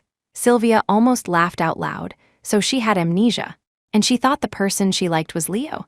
Remembering Julian's cold attitude toward her that day, a wave of vengeful satisfaction rose in Sylvia's heart. A cruel glint flashed in her eyes. She slowly approached Vivian and said, word by word, "It was your uncle who told me. He said you tried to seduce him before, and he was so disgusted that he wishes he never had to see your face again for the rest of his life." Vivian froze on the spot, feeling as if she had been plunged into an icy cavern. No, that's impossible. She had seduced Julian, and she had been rejected. Was that the reason he went to the United States? Seeing her trembling all over, Sylvia sneered and left without another word. That's right. She didn't want Julian to have it easy, and she didn't want Vivian to have it easy either. When Leo and Ryan came out, they saw Vivian standing there in a daze. They called out to her, and she finally snapped back to reality. Her eyes were still red. Leo immediately asked her nervously, "What's wrong with you?" Vivian shook her head. "I'm sorry, I suddenly don't feel well. I won't be having lunch with you guys. I'm leaving now." With that, she turned to leave. Leo was worried she might have some after effects from the car accident and was about to follow her. "I'll take you to the hospital." Having just learned about what she might have done in the past, Vivian had no face to see Leo and hurriedly shook her head. "No need, I'll be fine after some rest." She didn't give Leo another chance to speak and ran off in a hurry. When she returned to the dorm, her roommates were not there. Vivian lay alone in bed, her mind a complete blank. What Sylvia had said was like a thunderbolt from a clear sky. Why on earth had she done such a thing in the past? The more Vivian thought about it, the more painful it became, and the more ashamed she felt to face Leo. After that day, she always avoided Leo, no longer happily approaching him when they met at school. Leo didn't understand what was wrong with her until Julian returned from the United States ahead of schedule. He didn't go home or to the company after getting off the plane. Instead, he immediately drove to Rongcheng University. During his time away, he had thought through many things. He thought that if he stayed away, he could stop thinking about Vivian. But in New York, every day, whether at work or at social events, his mind was filled with her face. He would involuntarily recall how she looked leaning against the windowsill on New Year's Eve, so gentle and beautiful. The more he tried to calm down, the less calm he became. The urge to see her could no longer be controlled, so he ended his work early and returned to Rongcheng. However, when Julian stood at the school gate and called Vivian, she didn't pick up. He made many calls, but there was no answer. A bad feeling suddenly arose in Julian's heart. He hurried into the school and ran into Leo. "Uncle Julian, why are you back so early?" Julian didn't have time to explain and just asked, "Where is Vivi?" Leo also shook his head. "I haven't seen her for days. I don't know what's wrong with her lately. She seems to be avoiding me." Hearing Leo's words, combined with the unanswered calls, a bad premonition suddenly arose in Julian's heart. Vivian was not the type to make people worry for no reason. Something must have happened. He thought for a moment, then had his assistant find the contact information for Vivian's department head. He finally learned that she had taken a week's leave and gone home. Arriving again at the somewhat dilapidated apartment building, his state of mind was completely different from that of New Year's Eve. This time, Julian didn't hesitate and immediately went upstairs to knock on the Marsh's door. It was her grandmother who opened the door. Seeing Julian, Eleanor looked as if she had seen a savior. "Julian, you're finally here. Please go and talk to Vivi. She refuses to go to the hospital." Julian's dark eyes deepened, and he immediately walked into Vivian's room. The bed was just a small mountain under the covers. Vivian lay in bed with her eyes closed and her brows furrowed, her usually fair face flushed red. His heart clenched. He immediately went over and held her hand, only to find that it was unusually hot. "Vivi, Vivi!" Eleanor also came in. "This girl had a fever last night, and she's been locking herself in her room and refusing to come out. Oh, it's making me so anxious." Julian reached out to feel her forehead. It was indeed very hot. His brow furrowed tightly. He immediately lifted the covers and picked Vivian up in his arms. "Don't worry, I'll take her to the hospital right now." However, the girl in his arms was not cooperative. Leaving the warmth of the blanket, she felt a biting cold wind on her body and couldn't stop shivering. Her body uncontrollably tried to snuggle into his warm embrace. She groggily opened her eyes, but upon seeing Julian's side profile, her whole body suddenly stiffened. Julian felt the girl in his arms start to struggle, and his hold on her tightened. "Let go of me, let go." Julian's voice deepened, a hint of anger in his tone.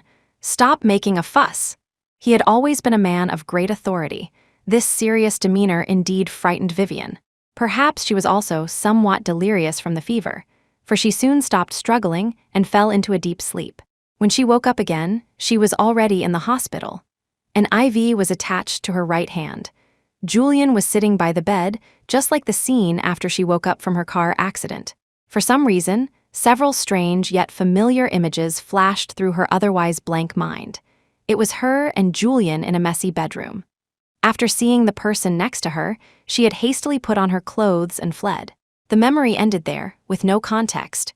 But as Vivian endured the piercing pain in her head, her heart filled with despair. Sylvia hadn't lied to her.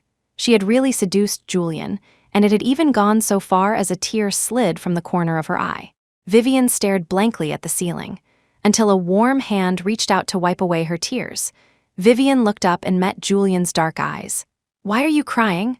Are you uncomfortable somewhere?" His tone was very gentle, but to Vivian's ears, it only intensified her inner conflict and pain. Didn't Sylvia say he never wanted to see her again? Yes, he must hate her. A student he sponsored had the audacity to shamelessly seduce him, while also being in love with his nephew. What would Julian think of her? He must think she was a vain woman greedy for the Forster family's wealth. His concern for her now was probably just out of a sense of responsibility. After all, he had sponsored her for many years.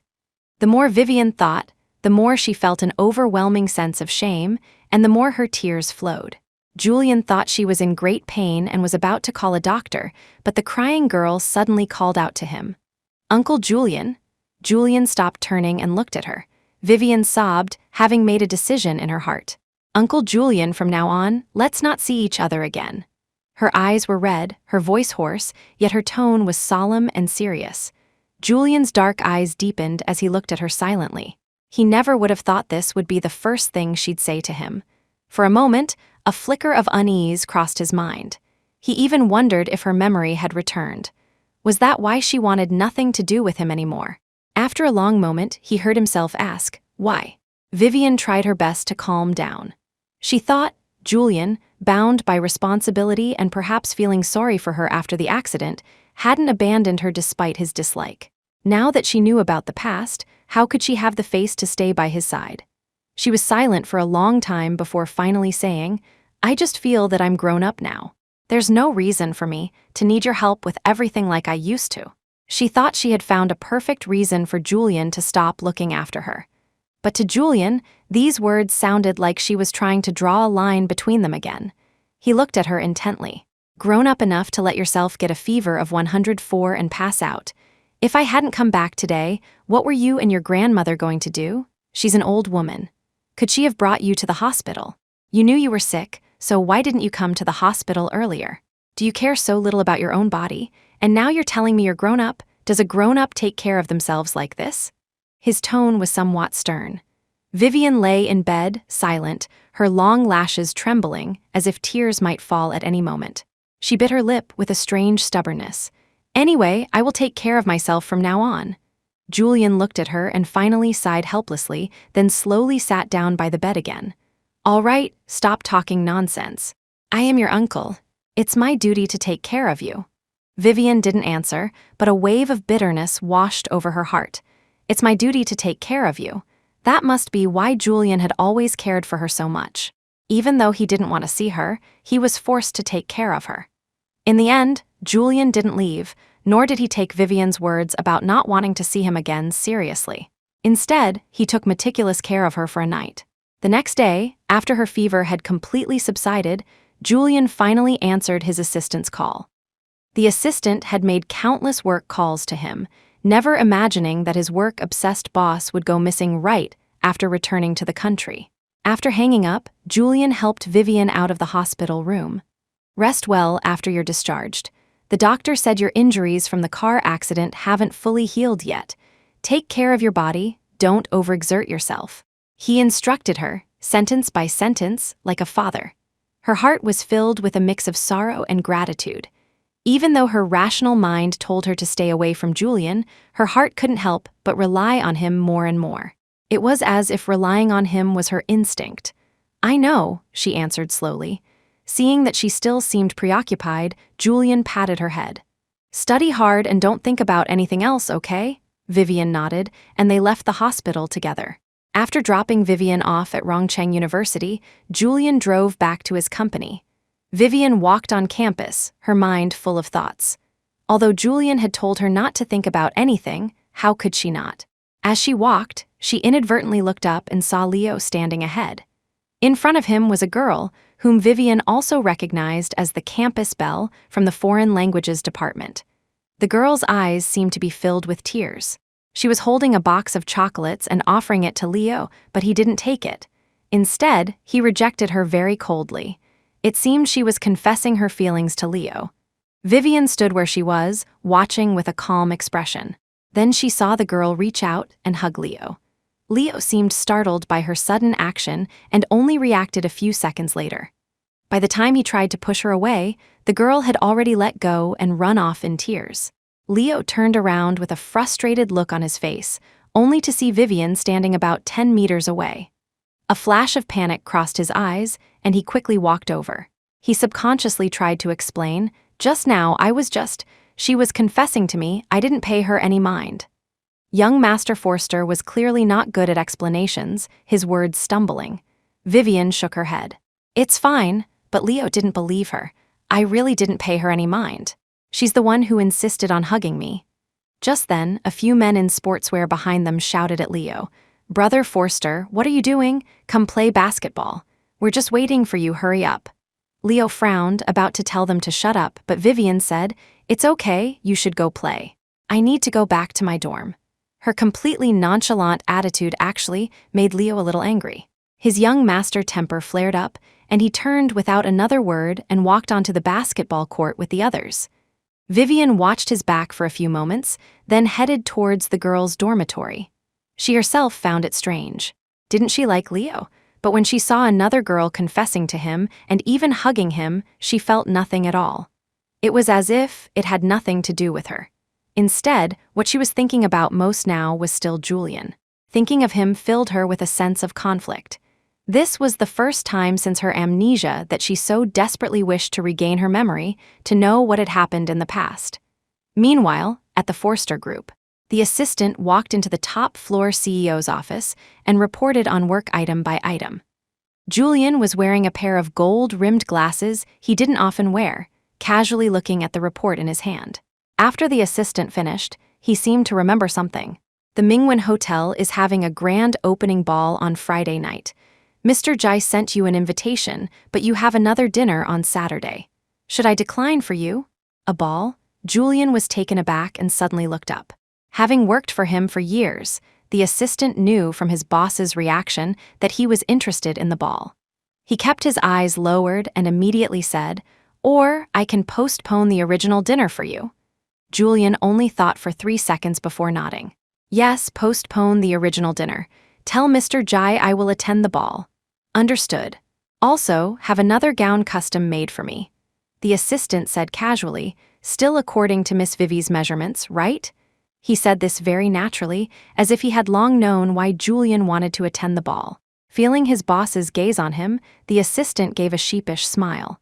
"After all, you've only ever had gowns custom made for Miss Vivi." The dress Vivian wore to the last business reception was one he had specially commissioned. The assistant had long known that Miss Vivian was special to Mr. Forster. This was even more certain after her car accident. Not just anyone could make Mr. Forster fly for over 10 hours just to see her on New Year's Eve. So, who else could this dress be for? Julian didn't refute him, only told him to get it done quickly. After the assistant left, he sat alone in his office, recalling how Vivian looked when she attended the reception with him last time. He had always known how much she wanted to be his first date. But at that time, Julian was only focused on pushing her away, not daring to face his own heart. So, to make her give up, he had deliberately brought Sylvia. Even though he knew it was an event Vivian had looked forward to for a long time, even though he knew it would make her sad, he still did it. Julian closed his eyes, a wave of guilt washing over him. Perhaps, from that moment on, she had already been disappointed in him. Now, Julian wanted to do everything he could to make it up to her. A few days later, on Friday evening, Julian appeared at the school gate. He called her to come out, and only then did she learn that she was going to a ball with him. For some reason, hearing the word ball, a strange, tingling sensation rose in her heart, as if it was something she had been looking forward to for a long time. But she still asked, "Uncle Julian, why are you asking me to go with you?" Julian smiled. "To check if you've been slacking off on the dance lessons I arranged for you all these years." Over the years, Julian had raised her like a daughter, even personally finding a dance teacher for her. Only then did Vivian vaguely remember that she did seem to know how to dance. In the end, she got into the car with him. Leo had been on his way to buy something when he saw Vivian getting into Julian's car. Julian was holding her hand. Neither of them realized how intimate and natural their actions were, as if it were the most normal thing in the world. Leo froze on the spot, his expression darkening. Arriving at the Mingwen Hotel, Vivian entered the ballroom on Julian's arm. Many people were already inside. In Vivian's memory, this was her first time at such an event, and she was understandably nervous. Fortunately, Julian was there. He secretly squeezed her left hand and whispered in her ear, "Don't be nervous, just follow me." His voice seemed to have a magical quality, and it really did calm her heart. Julian rarely attended such recreational events, and many eyes were on the two of them. Who is that woman? She looks different from the date Julian brought last time, doesn't she? Wasn't the last one his girlfriend? Did Mr. Forster change partners so quickly? Not at all. I was at that last reception too. That woman clearly wasn't in that kind of relationship with Mr. Forster. He spent the whole time networking with business partners and barely paid her any attention. A group of people gathered, discussing. But one of the socialites, upon seeing Vivian's face, had a look of complete surprise. This was the same person who had mocked Vivian and Sylvia at the Forster party. That time, Julian had publicly defended Sylvia and hadn't even looked at Vivian. She had thought Vivian was just an insignificant person, but now Julian was bringing her to a ball. Who on earth was this woman? While they were wildly guessing Vivian's identity, Vivian, of course, couldn't hear them. But as she walked, her expression suddenly became strange and her pace slowed. Julian quickly noticed her abnormality and asked softly, "What's wrong?" Vivian said with some difficulty, "It's nothing, I'm just not used to wearing high heels." As she spoke, another sharp pain came from her heel. Julian looked down and saw that her heel was already red and raw. The shoes clearly didn't fit well. His brows furrowed. "Why didn't you say so earlier?" Vivian was too embarrassed to say anything. Besides, she hadn't brought a change of shoes. If she said something, was she supposed to take them off in front of all these high society people? That would be too humiliating. To her surprise, before she could even finish the thought, Julian led her to a sofa in a nearby rest area. He had Vivian sit down, then knelt and personally removed her shoes. He then began to gently massage her sore ankle. It tickled, but more than that, she was incredibly embarrassed. "Uncle Julian," Julian looked up at her. "Yes, what is it?" "Is it all right for me to take my shoes off here?" Julian paused. "There's nothing wrong with it. Wait here, I'll have someone bring another pair of shoes over." Her heart jumped. She was about to say he didn't need to go to the trouble, but Julian had already pulled out his phone and made a call. Feeling the many gazes fixed on them, Vivian's earlobes turned bright red. She wasn't stupid. She knew that even taking her shoes off in public wouldn't draw this much attention. What truly had everyone stunned was the sight of the esteemed CEO of the Forster Group bending down in public to massage a young girl's foot. Some people couldn't believe their eyes, muttering that they must have had too much to drink. Julian Forster, a man born into privilege, a figure at the very top of Rongcheng's power structure, was willingly kneeling for a girl? Who on earth was she? Vivian could feel more and more people staring, and she lowered her head further and further. Finally, she couldn't bear it anymore and gave Julian a little push. "Uncle Julian?"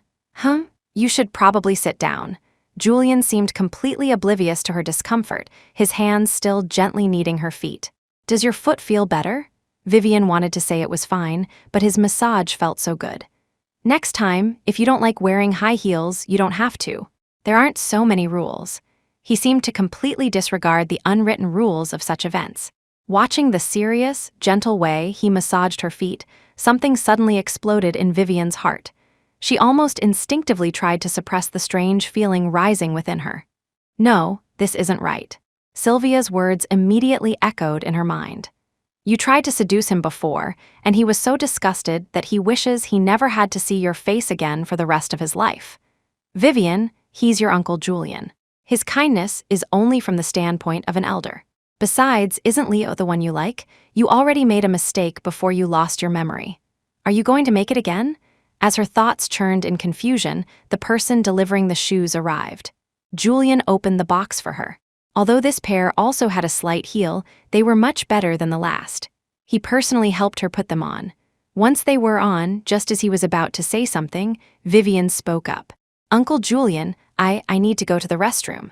With that, she stumbled away, practically fleeing towards the restroom. In front of the sinks, Vivian repeatedly splashed cold water on her face, trying to wake herself up, to extinguish the nameless fire that had been lit in her heart. That momentary flutter of her heart had filled her with a sense of self-loathing. "Vivian, get a grip. That's your Uncle Julian. He isn't the one you like. The person you like is Leo Forster." With that thought, her heart finally calmed a little. A few minutes later, Vivian pulled a few paper towels to dry her face and finally left the restroom. When she returned to the ballroom, she saw a woman standing next to Julian from a distance. She had an air of wealth and nobility. The woman was holding a glass of champagne and smiling as she spoke to him. At a glance, they looked perfectly matched. Vivian's heart sank for no reason, a wave of inexplicable loss washing over her. She hadn't even felt this way when she saw Leo with another girl. Just then, Julian saw her from across the room. He immediately said something to the woman and started walking over. Vivian suppressed the strange emotions in her heart and forced a smile as he approached. She didn't plan to ask who the woman was. It would be strange, as if she cared. Besides, she had no right to ask. Vivian planned to let the moment pass in silence. To her surprise, Julian had other plans. That was the owner of the Mingwen Hotel. She was thanking me for attending the ball.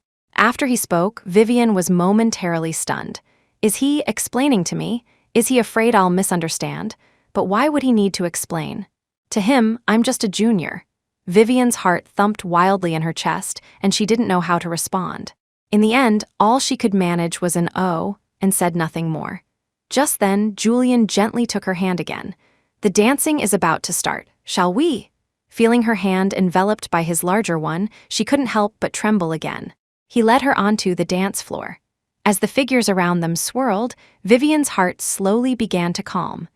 Julian's arm was around her waist as they began to dance slowly. His movements were gentle, and he intentionally matched her rhythm. They were very close. Vivian's chin rested on his shoulder, and for a fleeting moment, she felt as if they were a pair of lovers locked in a tight embrace.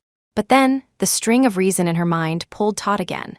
It forced her to recognize who the person in front of her was. After the dance ended, Vivian was about to look up and say something when she suddenly felt a fleeting, warm touch on her forehead. She froze instantly. Did he just kiss my forehead? Her eyes trembled as she looked up at him. Uncle Julian? The deep affection in Julian's eyes hadn't had time to recede, but he was afraid of scaring her. He could only say, "You danced very well." That was for encouragement. Vivian swallowed hard and said nothing more. Her mind was still in a daze all the way until he dropped her off at the university. Julian, on the other hand, was in a good mood. However, his good mood only lasted until he returned to the Forster mansion. Leo had returned at some point and had even let himself into Julian's study. "Uncle Julian, where did you take Vivian Marsh today?" he asked. Julian looked at the probing in his nephew's eyes and said directly, "I took her to a ball." "A ball?" Leo frowned. "Uncle Julian, what exactly are you playing at? You know Vivian used to be head over heels in love with you. Now that she's finally forgotten those painful memories, why are you doing this? Are you planning to make her suffer all over again?" In Leo's mind, there was no way Julian would ever reciprocate Vivian's feelings. Therefore, his current kindness was completely unnecessary. What if she remembered, or fell in love with him all over again? Why give her hope for something that could never happen? Julian spoke calmly. "I won't make her suffer again." "How can you be so sure? After you rejected her last time, she got into that car accident. I won't reject her again." Julian cut him off, and his next words left Leo utterly frozen. "Uncle Julian, what do you mean?" Julian decided not to hide it from him any longer. His voice was deep as he spoke. "I mean, I like Vivi." Boom! It was as if a clap of thunder had exploded over Leo's head. He was so shocked he could barely speak. He stood there, rigid, for a long time before finally stammering, You like Vivian Marsh?" "That's right." Leo still felt like he was dreaming. He didn't know if he had gone crazy or if his famously self-controlled uncle had. "But that's Vivian Marsh. She calls you Uncle Julian. She's the student you sponsor. How can you like her?" Although Vivian wasn't related to them by blood, Leo had always assumed Julian treated her so well because he saw her as family. Hearing him say he liked her was as difficult to accept as hearing something that violated all moral principles. "I know our relationship is complicated. That's why I refused to accept her before. But now I've thought it through. I like her and I can't accept losing her. So I'm preparing to win her back." He said it all so clearly that Leo was at a loss for words. So, his uncle had always liked Vivian, too. He had only refrained from accepting her because of their respective roles. And the car accident had finally made him see his own heart clearly. As his mind reeled in chaos, Julian spoke again. "I recall you saying that you like Vivi."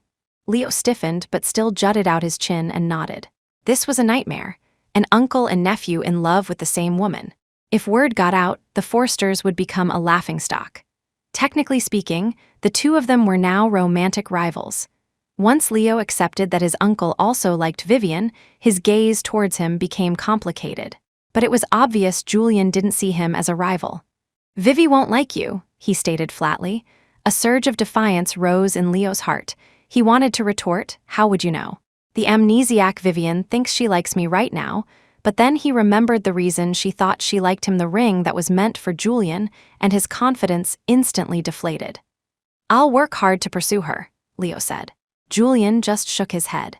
"You practically grew up together. If Vivi was going to like you, it wouldn't have taken until now. You were so arrogant around her before. It's only because she has amnesia that your relationship has improved.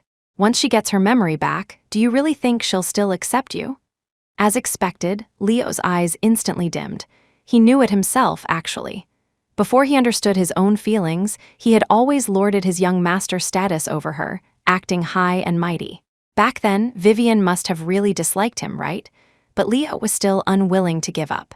"And what about you, Uncle Julian? You hurt her so many times in the past. What makes you think she'll choose you when she gets her memory back?" The words struck a nerve, and Julian fell silent for a long moment. Finally, he said, "Then I will wait until she is willing to forgive me."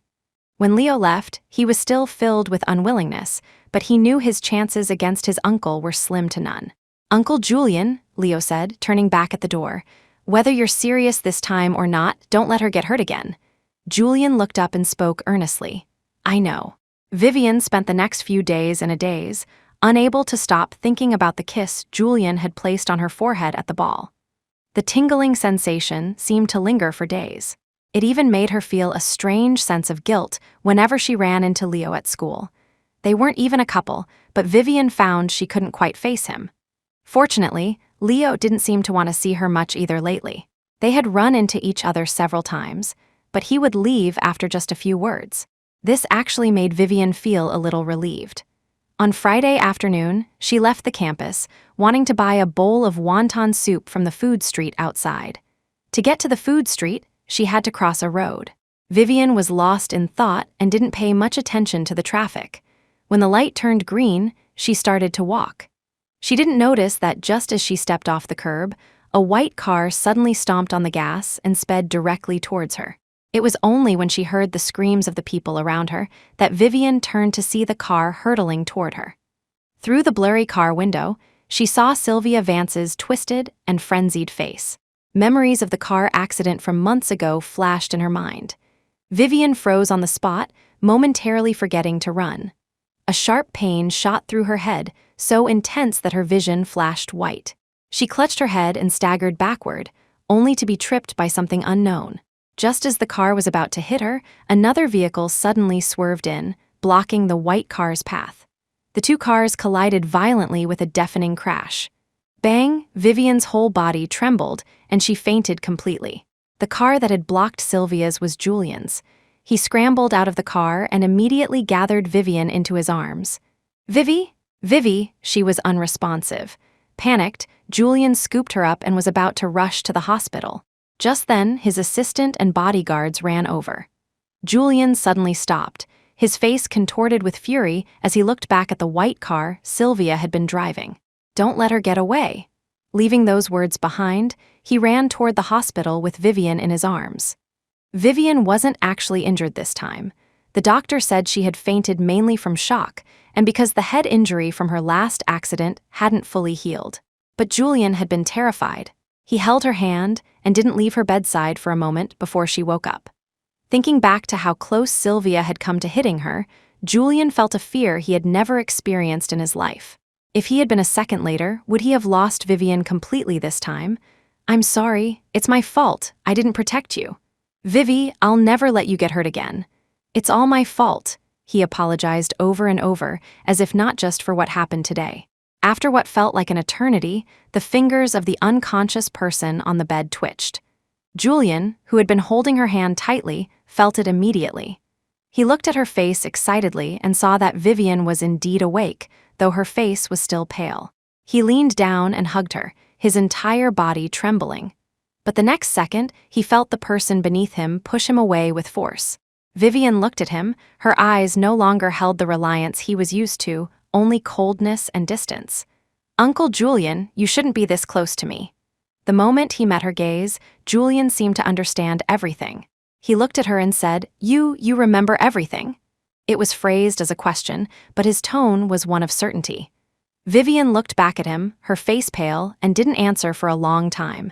The stabbing pain in her head continued. She never thought that Sylvia's accident would instead stimulate her brain and cause her to regain her memories early. She looked utterly detached. As she tried to sit up, a hand reached out to support her waist and help her. Vivian's body stiffened, and she instinctively tried to pull away. Memories of Julian flooded her mind. His coldness, his neglect, his distance, his cruel words all plunged into her heart like daggers.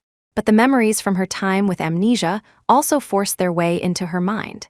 He seemed to have changed so much during this time, but Vivian didn't want to dwell on why he had changed.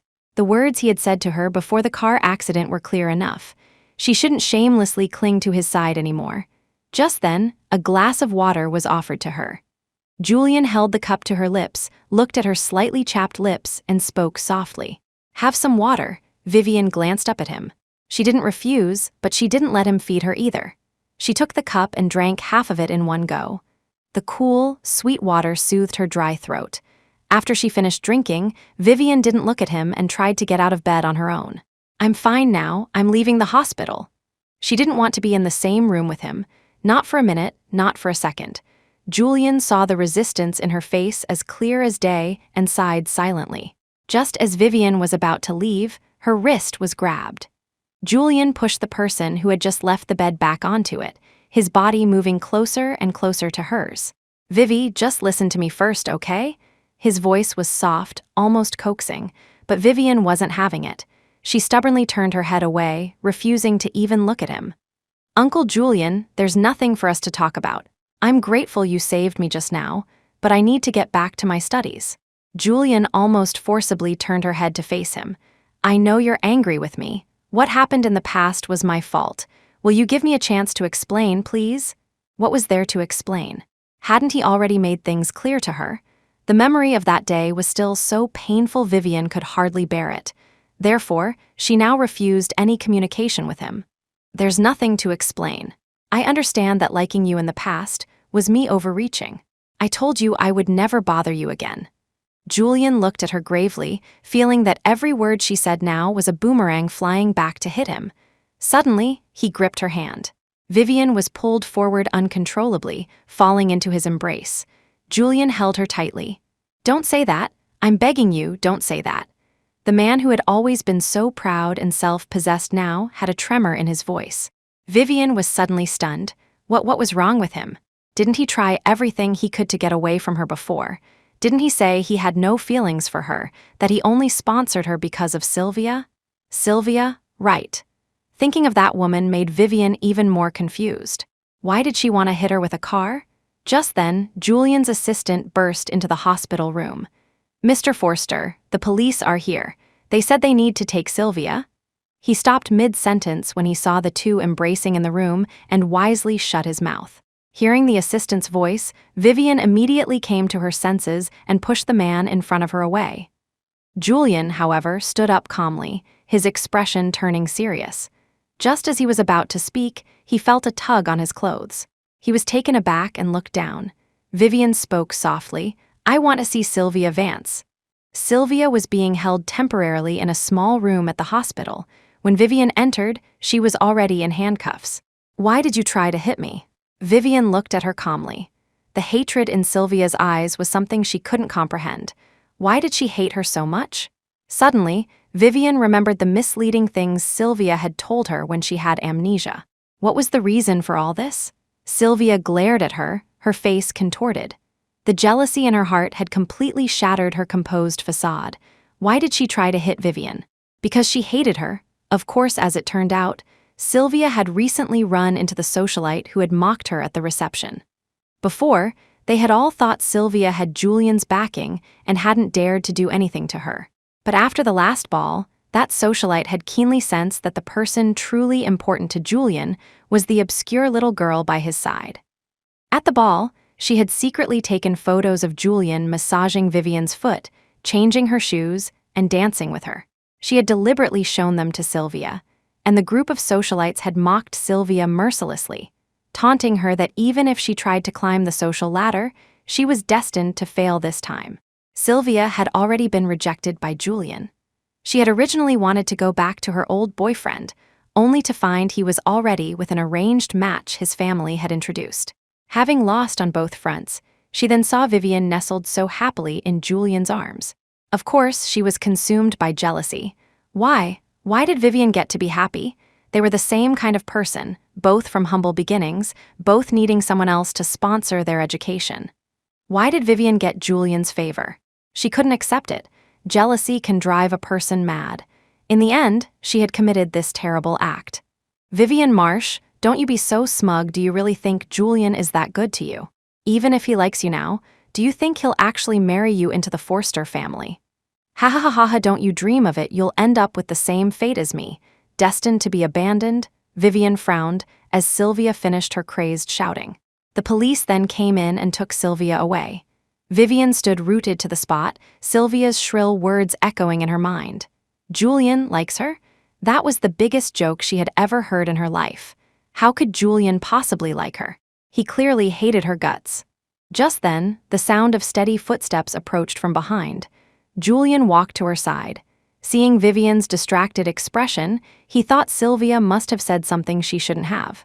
What did she say to you? Hearing his voice, Vivian's hand instinctively flinched. She lifted her watery eyes and looked at him quietly. Julian looked back at her just as quietly. Vivian suddenly felt that she couldn't see through him anymore. Perhaps she never could. After a long moment, she finally couldn't hold it in any longer and said, "Sylvia said you like me." It wasn't a question, just a statement of fact. Because deep down, Vivian didn't believe it. She had once loved Julian so passionately, so sincerely, so single-mindedly. She had poured all the secret love of her youth onto him, giving him everything, including her body. But all she got in return was him saying, "I'm sorry about that night. If you can forget it, I can compensate you. Vivi, stop liking me. You should like a boy your own age." She would probably remember those words forever. He had put a price tag on her feelings, trying to use compensation to make her stop loving him. She stared at Julian, her eyes bright, expecting him to say, as he always had, that it was impossible for him to like her. But this time, Julian didn't. After a moment of silence, he spoke seriously, word by word. "That's right, Vivi, I like you. I've always liked you. I was always too afraid to face these feelings, so I did a lot of wrong things and hurt you badly. I always felt there was too much separating us, that you were so much younger than me, that I couldn't be with you. But it wasn't until you lost your memory and completely forgot me that I finally understood how important you are to me, and finally understood how cowardly and timid I was." Vivian stared at him, stunned. "But you said before that you sponsored me because of Sylvia." "I only said that to make you give up on me. It was deliberate. Vivi, from the moment I first saw you among all those children, I felt we were fated. It was as if some divine force was tying us together. I helped you, I cared for you, never because of anyone else, only because of you." Vivian was utterly speechless. Hearing Julian's confession was even more shocking than the words she had heard before her accident. She stood there in a daze for a long time, unable to process it. Julian carefully observed her reaction and finally added, "Vivi, I know it's too late to be saying all this now. Much of the harm I've done to you can't be undone. But from now on, I will do my best to make it up to you. Please, give your uncle one more chance, okay?" He reached out, trying to take her hand, but just as he was about to touch her palm, she pushed him away forcefully. Vivian's voice was choked with emotion. "No. Uncle Julian, I told you, I don't like you anymore." With that, she rushed past Julian and ran out. When he couldn't see her, the corners of her eyes were already red. She didn't know why she wanted to cry. It certainly wasn't because her years of secret love had finally been reciprocated. It was too late. Everything was too late. Why was it that when he didn't want to be with her, he could be cold and ignore her feelings, but now that he wanted to be with her, he was begging her for a chance? Did he ever give her a chance back then? Vivian ran while wiping away her tears. She didn't want to give him a chance, and she didn't want to repeat her past mistakes. She left the hospital and took a taxi straight back to the university. Julian didn't follow her. It wasn't until Vivian got out of the taxi that she received a text from him. "Rest well. I won't push you. You can take your time to think about it." He sounded so calm and composed, as if he knew she would eventually say yes. Vivian hated that about him. Fuming, she typed out a message and sent it back. "I don't want to think about it. After sending it, she swiftly blocked Julian's number. Only then did she feel slightly better. In his car, Julian was considering whether to call Vivian. He knew she had just regained her memory and was at a point where she was least able to accept him. It really wasn't a good time to confess, but since she had asked, he didn't want to hide it any longer. He had been hiding for long enough and didn't want to waste another second. Just as he was about to dial, he received Vivian's reply. Seeing those 4 decisive words, Julian frowned and tried to call her without hesitation, only to find he had been blocked. This was probably the first time in his life that the esteemed heir of the Forster family had been blocked. Julian was so taken aback that he stared at the unresponsive number for a few seconds before finally understanding what she meant. She really wants to cut all ties with me. Mr. Forster pressed his temples, feeling a headache coming on. Not even the most difficult business deal had ever made him this frustrated. Oh well, he thought. I'm just paying for the mistakes I made in the past. After returning to campus, Vivian ran into a panting Leo, who was rushing toward her. Leo had just heard about her near accident. He checked Vivian over from head to toe, and only after confirming she wasn't hurt did he let out a long sigh of relief. Vivian Marsh, what is wrong with you? Can't you be more careful and pay attention to your safety? You're in trouble every other day. Are you trying to scare someone to death? Young Master Forster was always like this, expressing his concern from a high horse, but Vivian still wasn't used to him caring about her. Remembering how she had treated him as the person she liked during her amnesia, she suddenly felt awkward meeting him. She spoke a bit unnaturally, "Leo, thank you." Seeing her reaction, Leo's brain worked faster than ever before. The old Vivian wouldn't have spoken to him so distantly and politely. He blinked. "You're Vivian Marsh." It was a nonsensical question. Who else could she be? But only Leo understood what he meant. Vivian nodded, looking confused. Leo probed further. "You remembered what happened before?" Vivian was silent for a moment, then nodded again. "So that's it." Leo's heart deflated for no reason. Just as he'd thought, the Vivian with her memories back would never be as close to him as before. These past few months had felt like a dream to him. "Leo, thank you for taking care of me during this time. I'm so sorry for mistaking you for my boyfriend." She apologized formally. A flicker of bitterness, hard to detect, crossed Leo's eyes. Then he put on his young master airs again. "HMPH, you'd better know it. If it wasn't for the fact that you had amnesia after the accident, this young master wouldn't have been so nice to you. And you dared to imagine I was your boyfriend? Keep dreaming." The Leo she was familiar with was back, but Vivian felt that something was different. She didn't dwell on it. She knew that although Leo was stubborn on the surface, he wasn't a bad person. It was reasonable that he had become gentler towards her after her accident. "Thank you." After that, there seemed to be nothing left for them to say. They stood facing each other in silence for about half a minute. Just then, one of Leo's friends called out to him from behind. "Forster, let's go play basketball." "Coming," he immediately replied. "I'm going, you get some rest." Before leaving, he couldn't help but add another word of advice. Vivian smiled and nodded. They turned and walked away at the same time.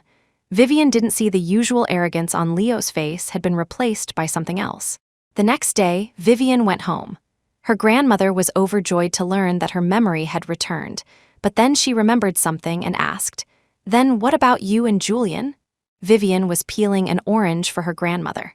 Hearing his name, her hands paused. Then she said, "Grandma, the past is in the past. From now on, I will only see him as my uncle." Her voice was firm, but after hearing it, her grandmother sighed. "Oh, Vivi. Actually, the day you had that high fever, when Julian came to carry you to the hospital, I could see that you were different to him. Especially after you lost your memory, he became just like when you were a child, so caring and good to you. Although I worry, seeing that there's someone who can take care of you makes my heart happy. But you too." Vivian understood what her grandmother meant. On one hand, she was incredibly dependent on Julian, both emotionally and in life. But on the other hand, this dependence was something that shouldn't have existed after she grew up. For some reason, her nose started to sting again. She silently finished peeling the orange and placed it in her grandmother's palm. "Grandma, don't worry. I will take good care of myself. After going through so much, I've grown up and I've figured things out." Eleanor Marsh looked at her with her aged eyes, lost in thought. She didn't say anything more, just nodded. After spending a little more time with her grandmother, Vivian went downstairs to head back to school. Just as she reached the ground floor, she saw Julian's luxury car parked brazenly. The next second, Julian got out of the car. Vivian could no longer pretend not to see him. He walked over. "Why did you block me?" Vivian pursed her lips and didn't speak. Julian had just finished an all-nighter at the office. Hearing she had gone home, he had rushed over to intercept her. After all that effort, the girl wouldn't even talk to him. He took a step closer to her, his voice tinged with fatigue. "It's almost 4. Are you hungry? Let me take you to dinner." Vivian instinctively took a step back and opened her mouth to refuse. "I'm not hungry. I need to go back to school." Her refusals were getting more and more decisive. Julian let her have that one. "Then I'll drive you back to school." "No need, I can get back on my own." But Julian didn't let her. He stepped directly in her path. "Vivi, I don't mind making a scene downstairs from your home, as long as you don't mind your grandmother or the neighbors seeing." Vivian glared at him, but she was genuinely worried that a scene would draw attention, especially from her grandmother. Reluctantly, she got into the car. Because she was unwilling, Vivian deliberately sat in the back seat instead of the front, treating him like a chauffeur. Julian gave a wry smile to himself but didn't say anything. On the way, she stared out the window, pretending to look at the scenery, and didn't say a word. It was Julian who broke the silence. "Remember to go for your hospital checkup in a couple of days. Your previous injuries haven't healed properly, and you're always so reckless. It would be bad if it leaves a lasting problem." Vivian mumbled, "I know. Also, your grandmother wasn't well last time. You have school, and I was worried about her being home alone, so I found a caregiver for her. I've already interviewed them, and they'll be coming over in a couple of days." This was something Vivian hadn't thought of. Her grandmother's health had been good, but it had indeed weakened after her last surgery. She had school and couldn't take care of her grandmother full-time, a fact she had forgotten. She hadn't expected Julian to be so thorough. Since it concerned her grandmother's health, even though Vivian wanted to draw a line between them, she knew he was doing the right thing and that she shouldn't object. After a moment, she said, "I'll pay you back for the caregiver's expenses." Julian frowned, then suddenly remembered she used to have a notebook where she meticulously recorded how much she would owe him in the future. He had told her it was unnecessary back then, but he hadn't expected her to still be doing it. The car had slowly driven onto the Rongcheng University campus. Julian stopped in a quiet spot. "Vivi, I've told you, you don't need to draw such a clear line between us." Vivian shook her head. Paying him back was something she had decided on long ago and had never given up on. Before, she wanted to clear her debts to stand before him as an equal and tell him she liked him. Now, it was to no longer be indebted to him. She was as persistent as ever. "I will pay you back." Julian sighed, at a loss as to how to persuade the stubborn girl before him. Vivian had already reached for the door handle to get out, but after pulling it a couple of times without it opening, she finally spoke to him. "Uncle Julian, I'm leaving now." Julian still didn't unlock the door. He only said, "Take my number out of your block list." So he was still thinking about that. At first, Vivian refused, but seeing that he was prepared to keep them both in the car until she unblocked him, she finally relented.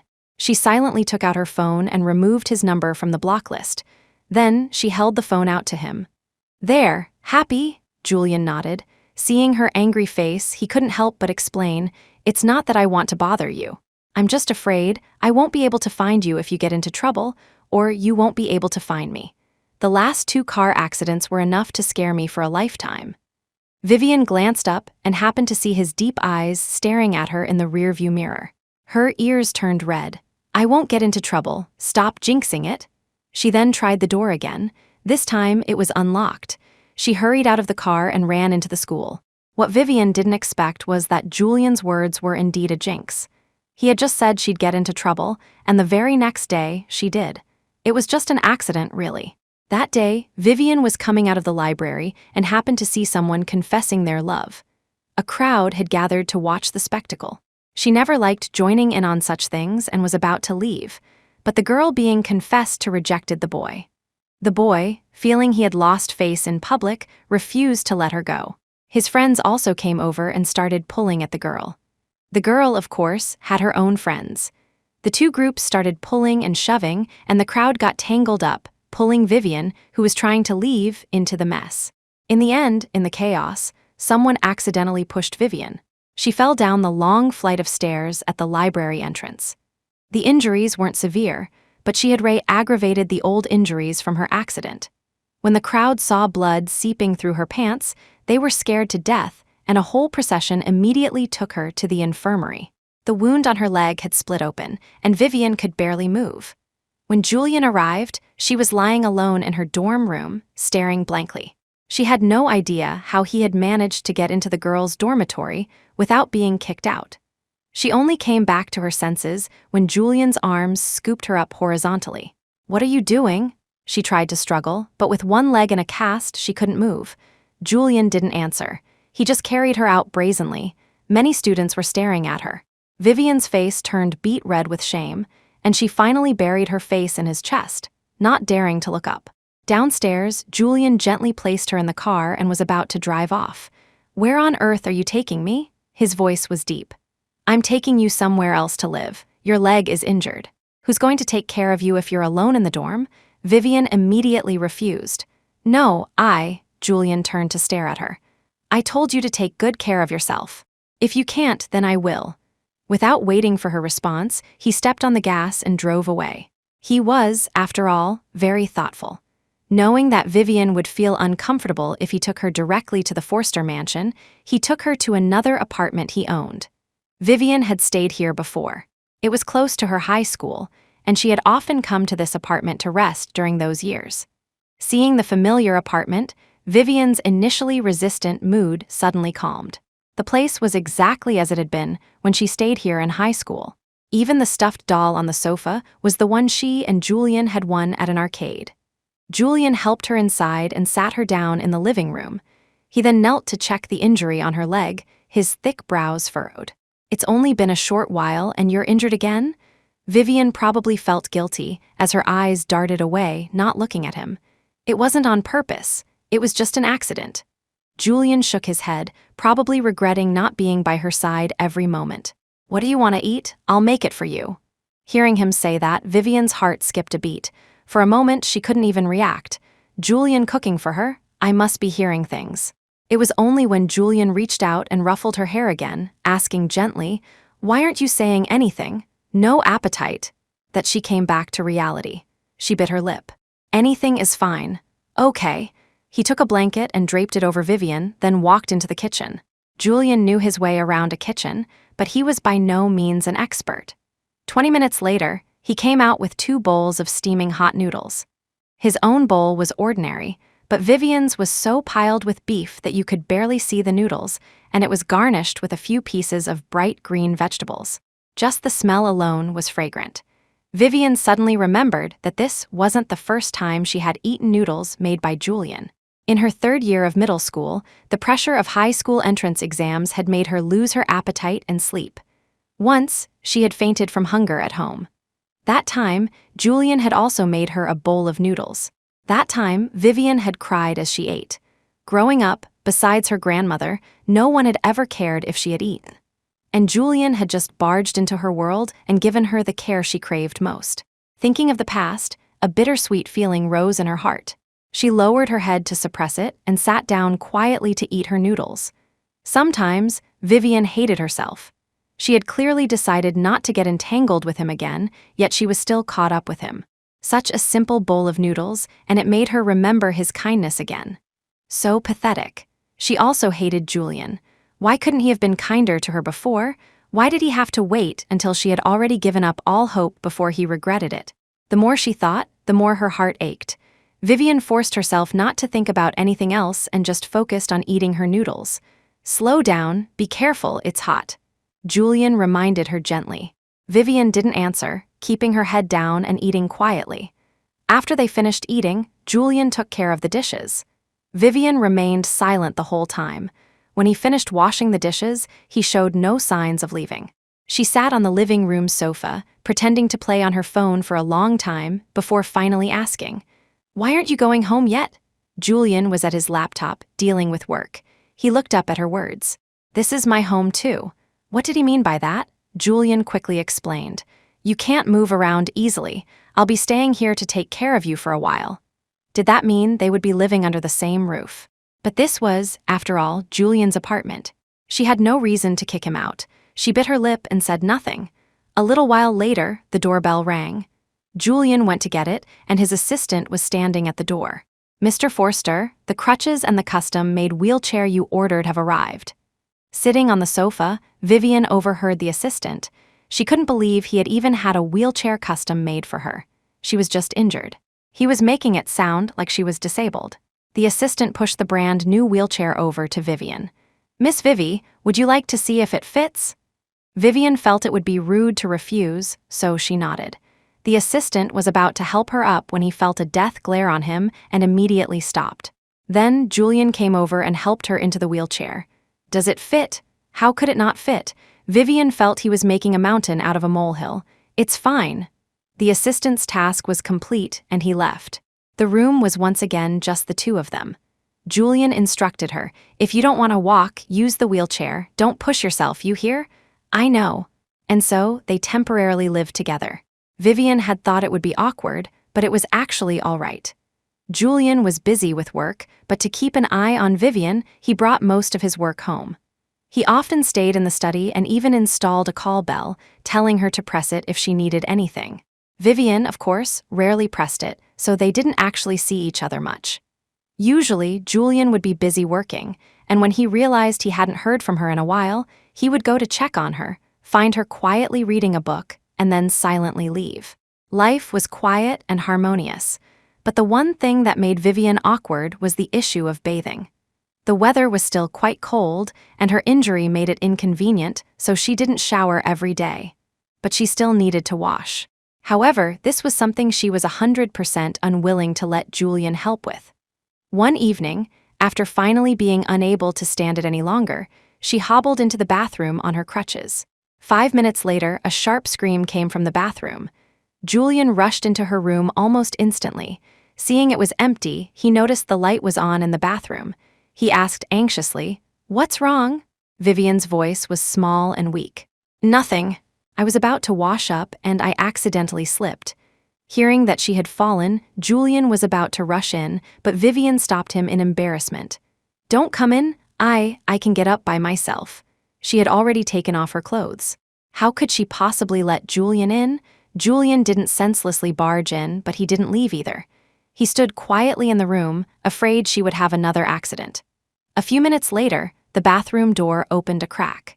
Vivian spoke, utterly embarrassed. "Uncle Julian, could you please hand me my pajamas?" Even without seeing her face, Julian could guess how embarrassed she must be. He raised an eyebrow, saw the neatly folded pink pajamas on the headboard, and walked over to get them for her. The crack in the bathroom door widened slightly. Vivian quickly snatched the pajamas from his hand and then struggled to put them on by herself. When she came out, her face was still flushed. She saw that Julian hadn't left, and thinking of the earlier embarrassment, she lowered her head, planning to play dead. But in her haste to get away, her injured leg couldn't keep up. As she passed by him, she slipped and almost fell again. Careful, Julian quickly caught her, and they were suddenly pressed extremely close. So close that Vivian could hear his breathing. She instinctively looked up, only to find him staring right back at her. His dark, inky eyes swirled with emotions she couldn't understand.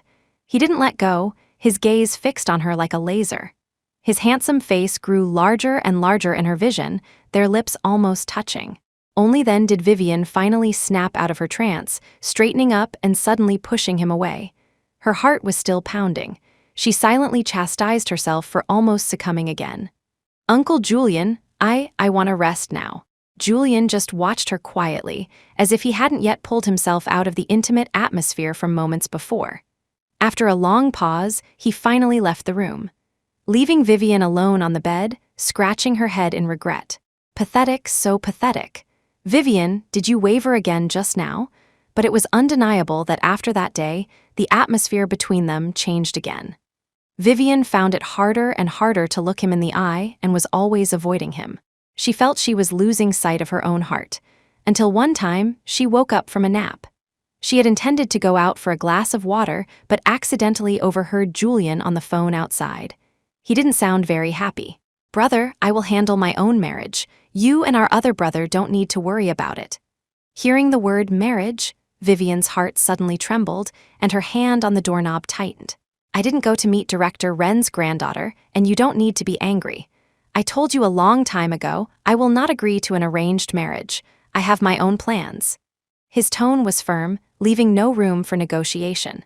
The person on the other end was probably furious and finally hung up.